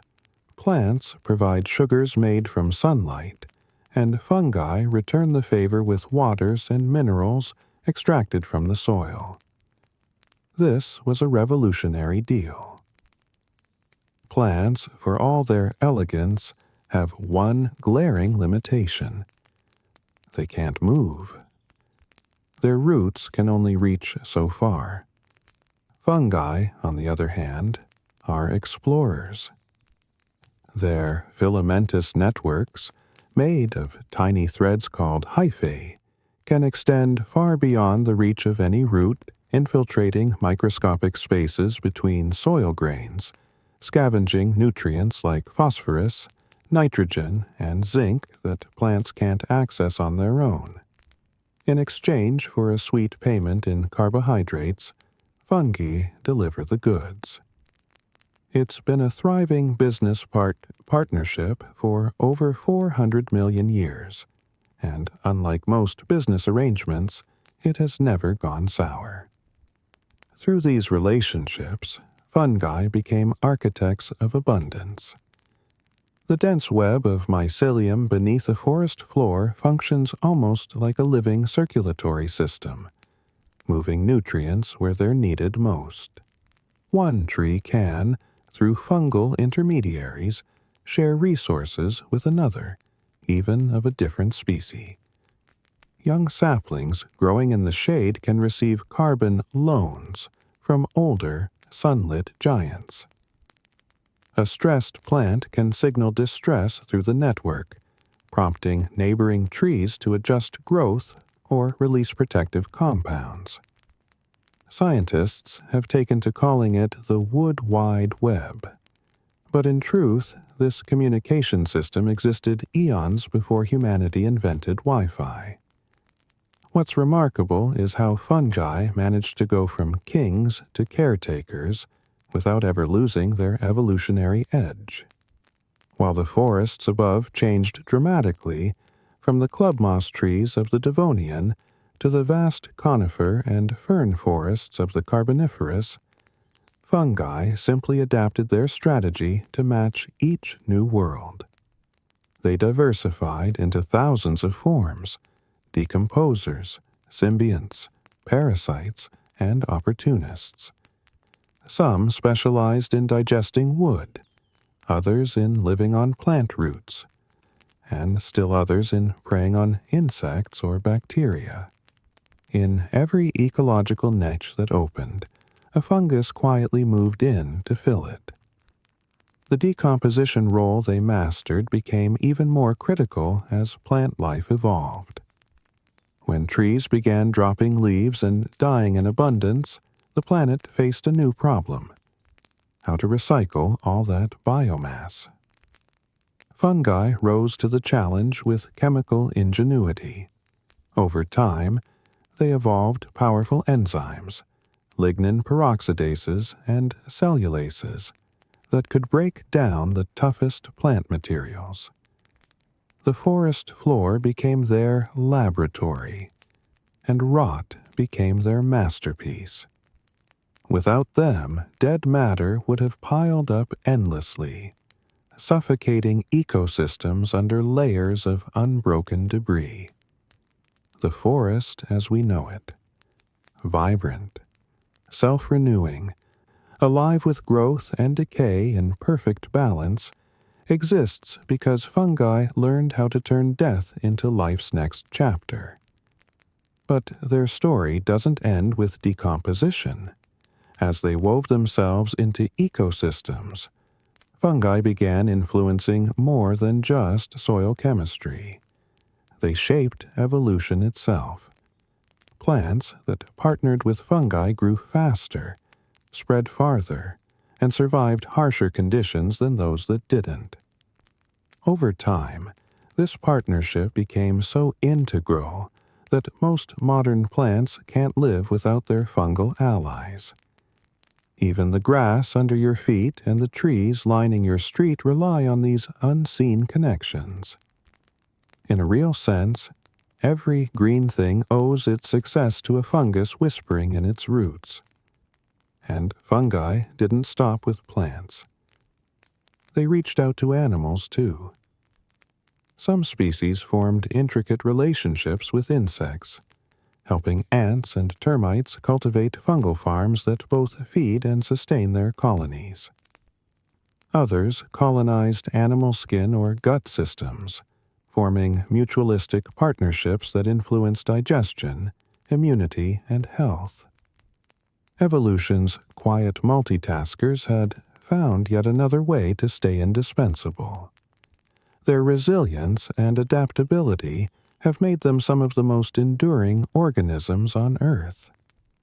Fungi survived multiple mass extinctions, including the one that wiped out the dinosaurs. They can thrive in extreme, from the frozen soils of Antarctica to the radioactive ruins of Chernobyl. They're masters of reinvention, never needing to dominate the visible world again, because they already control the invisible one.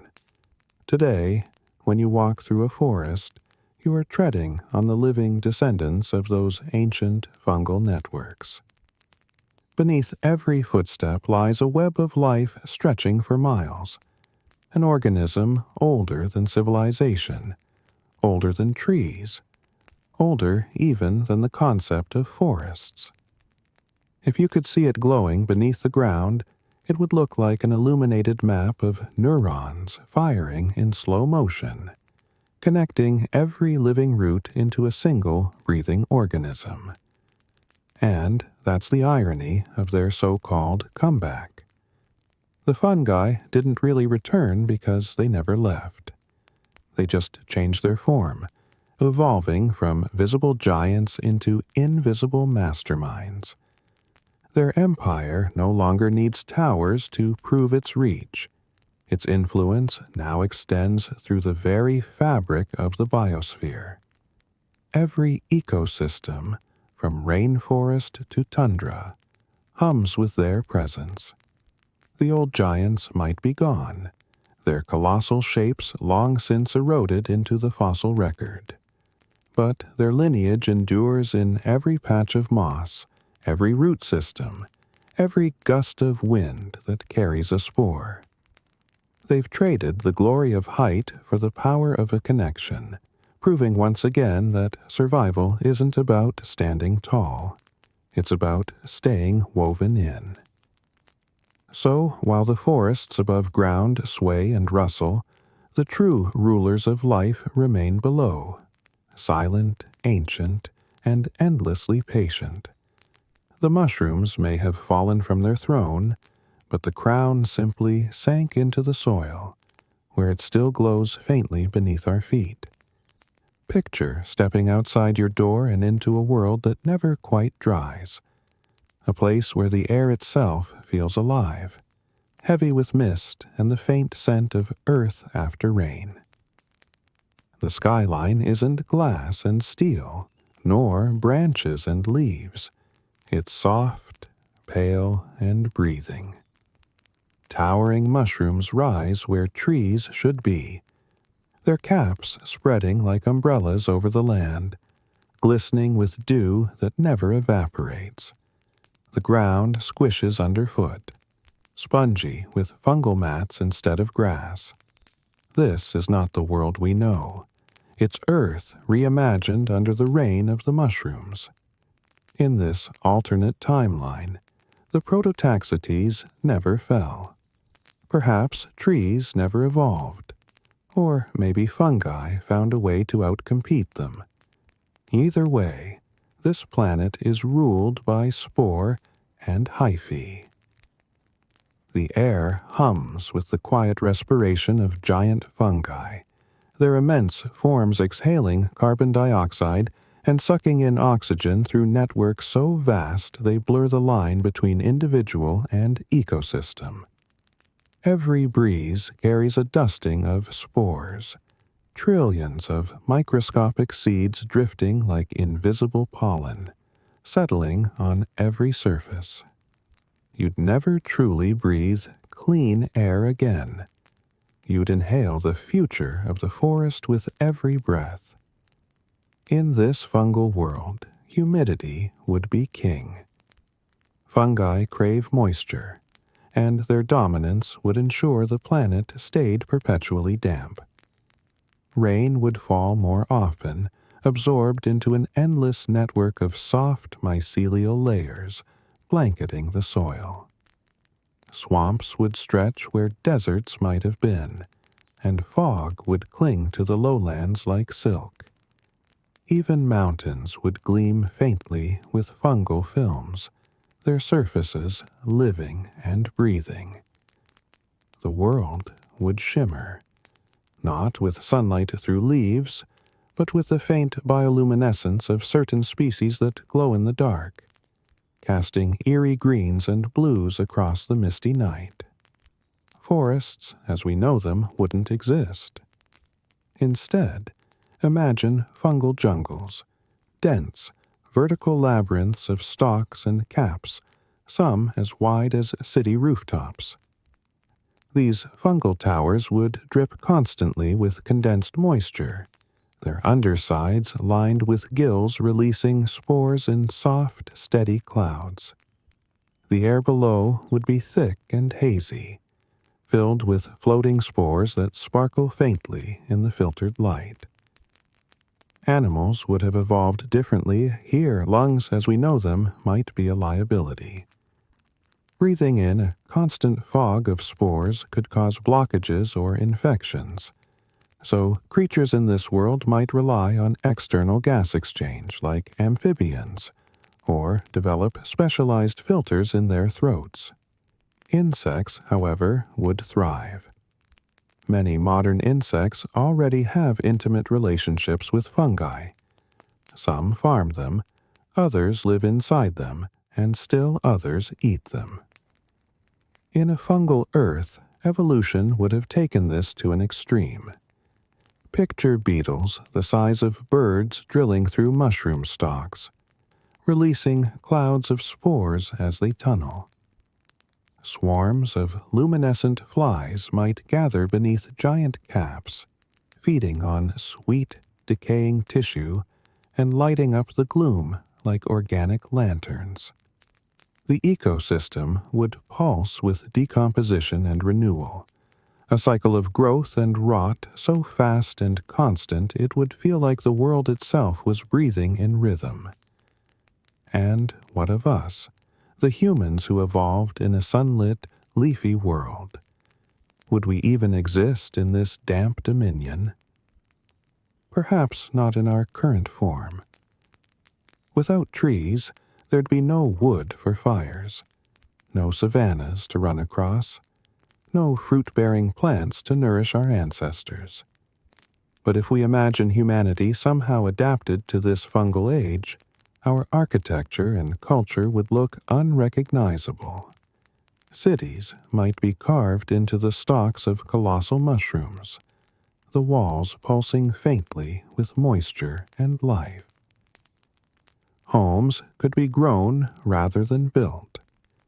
Structures cultivated from specialized fungal tissues, fed with compost and guided into shape like living clay. Our materials would be biodegradable by default, and decay would be not a flaw but a design feature. Light would be rare and precious. With no leaves to open to the sky, sunlight would struggle to penetrate the endless canopy of caps. Daytime would resemble perpetual twilight, soft and diffuse, while night would glow with the faint luminescence of spores and bioluminescent fungi. Perhaps our eyes would evolve to see better in low light, our skin coated with protective oils to resist the constant damp.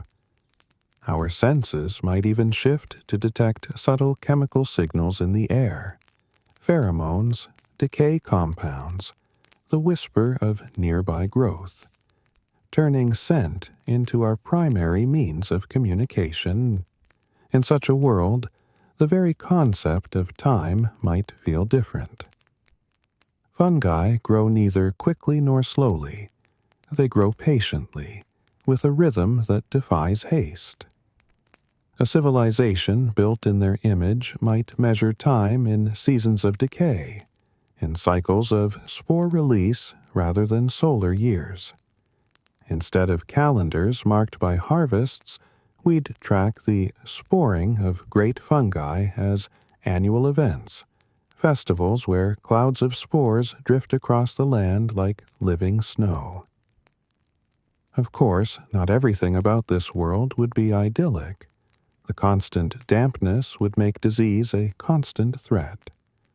Molds and parasitic fungi would flourish, evolving in lockstep with the larger species. Everything, plants, animals, humans, would live under the perpetual risk of being overtaken by something microscopic. Even death would blur into life as bodies decomposed almost instantly, reabsorbed by the vast fungal network. Nothing would linger long enough to fossilize. Memory itself would be temporary, absorbed back into the biosphere. And yet, there's a strange beauty in that vision. A planet run by fungi would be a world without waste, without rigid boundaries between life and death. Every structure would feed another. Every fall would fuel new growth. Civilization might not chase permanence at all. It would embrace impermanence, building, decaying, and rebuilding in endless cycles. Standing in such a world, you might look up at the towering caps above you and feel small, not in despair, but in awe. The air would hum softly with the whisper of spores. The ground would pulse faintly beneath your feet. And somewhere in that rhythm you'd feel the planet itself breathing. A living, glowing organism, ancient and endless. A world of mushrooms might sound alien, but perhaps it's not so different from ours. After all, even in our forests, even in our cities, fungi still rule invisibly beneath us. Maybe they don't need to stand tall anymore. Maybe, quietly, they already run the world. If you've ever walked through a forest and felt the earth spring slightly beneath your feet, you have been stepping on history, alive, ancient, and woven from threads older than the trees themselves. Beneath that layer of leaves and moss lies one of the most extraordinary living systems on the planet, a hidden civilization of fungi, sprawling through the soil like veins through a body. It's easy to miss, But this underground web is the beating heart of every forest, meadow, and patch of life on land. The giants may have fallen millions of years ago, but their descendants are still there, quietly running the world from below. Every step you take disturbs a living fabric of mycelium, filaments so thin they're almost invisible, yet so numerous that a single cubic inch of soil can contain miles of them. These threads are the descendants of Prototaxites, the same lineage that once built skyscrapers of sponge and fiber across the Devonian plains. Though their above-ground empires have crumbled into fossil dust, the principles that made them powerful still shape life today: connection, cooperation, and transformation. Where once they towered in isolation, now they spread in unity. Modern fungi are, in a sense, Earth's original engineers of communication and architecture. Their mycelial networks link trees to one another, forming vast subterranean communities that trade nutrients and information. A beech tree can talk to a fir, a pine can share carbon with a sapling half a field away, all through the same underground fungal web. This invisible infrastructure allows forests to function as cohesive, self-regulating systems rather than collections of individual plants. When one tree is damaged, others respond. When one lacks nutrients, its neighbors share. It's as if the forest itself possesses a distributed intelligence, and fungi are its synapses. This isn't metaphorical poetry, it's hard biology. Through chemical signals, electrical pulses, and nutrient flows, fungi manage complex exchanges between species. Some scientists even refer to this as biological socialism, though nature might prefer the term mutual investment. What began as a survival strategy hundreds of millions of years ago has evolved into a planetary-scale economy, operating silently beneath our feet. If Prototaxites were the planet's first skyscrapers, mycelium is its first internet, connecting, storing, and balancing life's energy flow long before humans built machines to mimic it. The influence of fungi extends beyond communication. They are the planet's recyclers, the chemical custodians that ensure nothing goes to waste. When a tree dies, it's fungi that move in first, breaking down its tough lignin and cellulose into molecules that other organisms can use. When an animal falls, fungi dissolve its body, returning its carbon and nitrogen to the soil. Without them, the planet would choke under the weight of its own history. They are, quite literally, the reason life doesn't drown in its leftovers. Even our atmosphere bears their fingerprints. Fungi play a crucial role in carbon cycling, locking it into soils and releasing it slowly through decomposition. They influence the growth of plants that in turn shape global weather patterns. In other words, fungi don't just inhabit ecosystems, they are the ecosystems, constantly rebuilding the planet from the bottom up. And, while the mycelial web beneath our feet is ancient, it's still innovating. Scientists are only beginning to understand how vast these networks truly are. Some span entire forests. The largest known living organism on Earth isn't a whale, a redwood, or a coral reef. It's a fungus in Oregon, an underground armillaria colony covering over 2,000 acres. It's more than 2,000 years old, and it's still growing.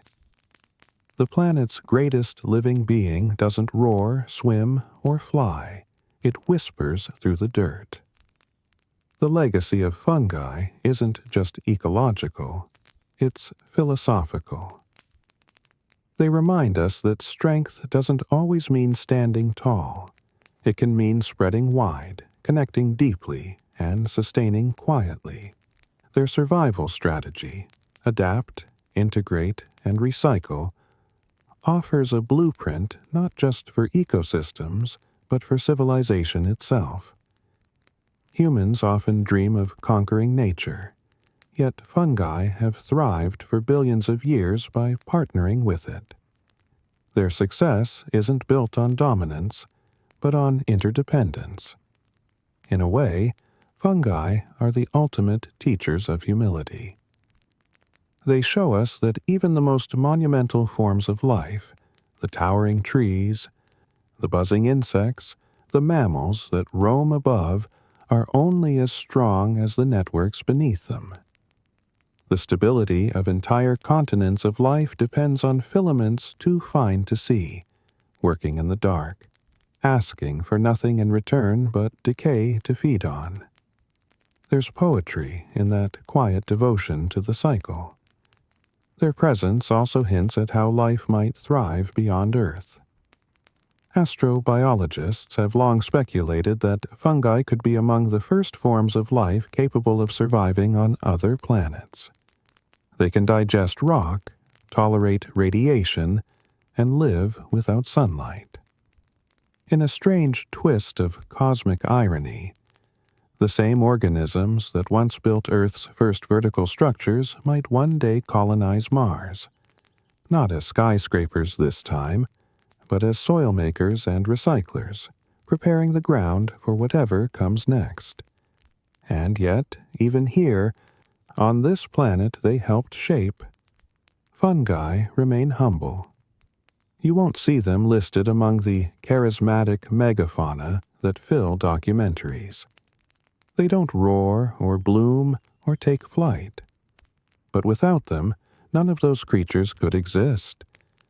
The world would grind to a halt, starved of nutrients and suffocated by its own decay.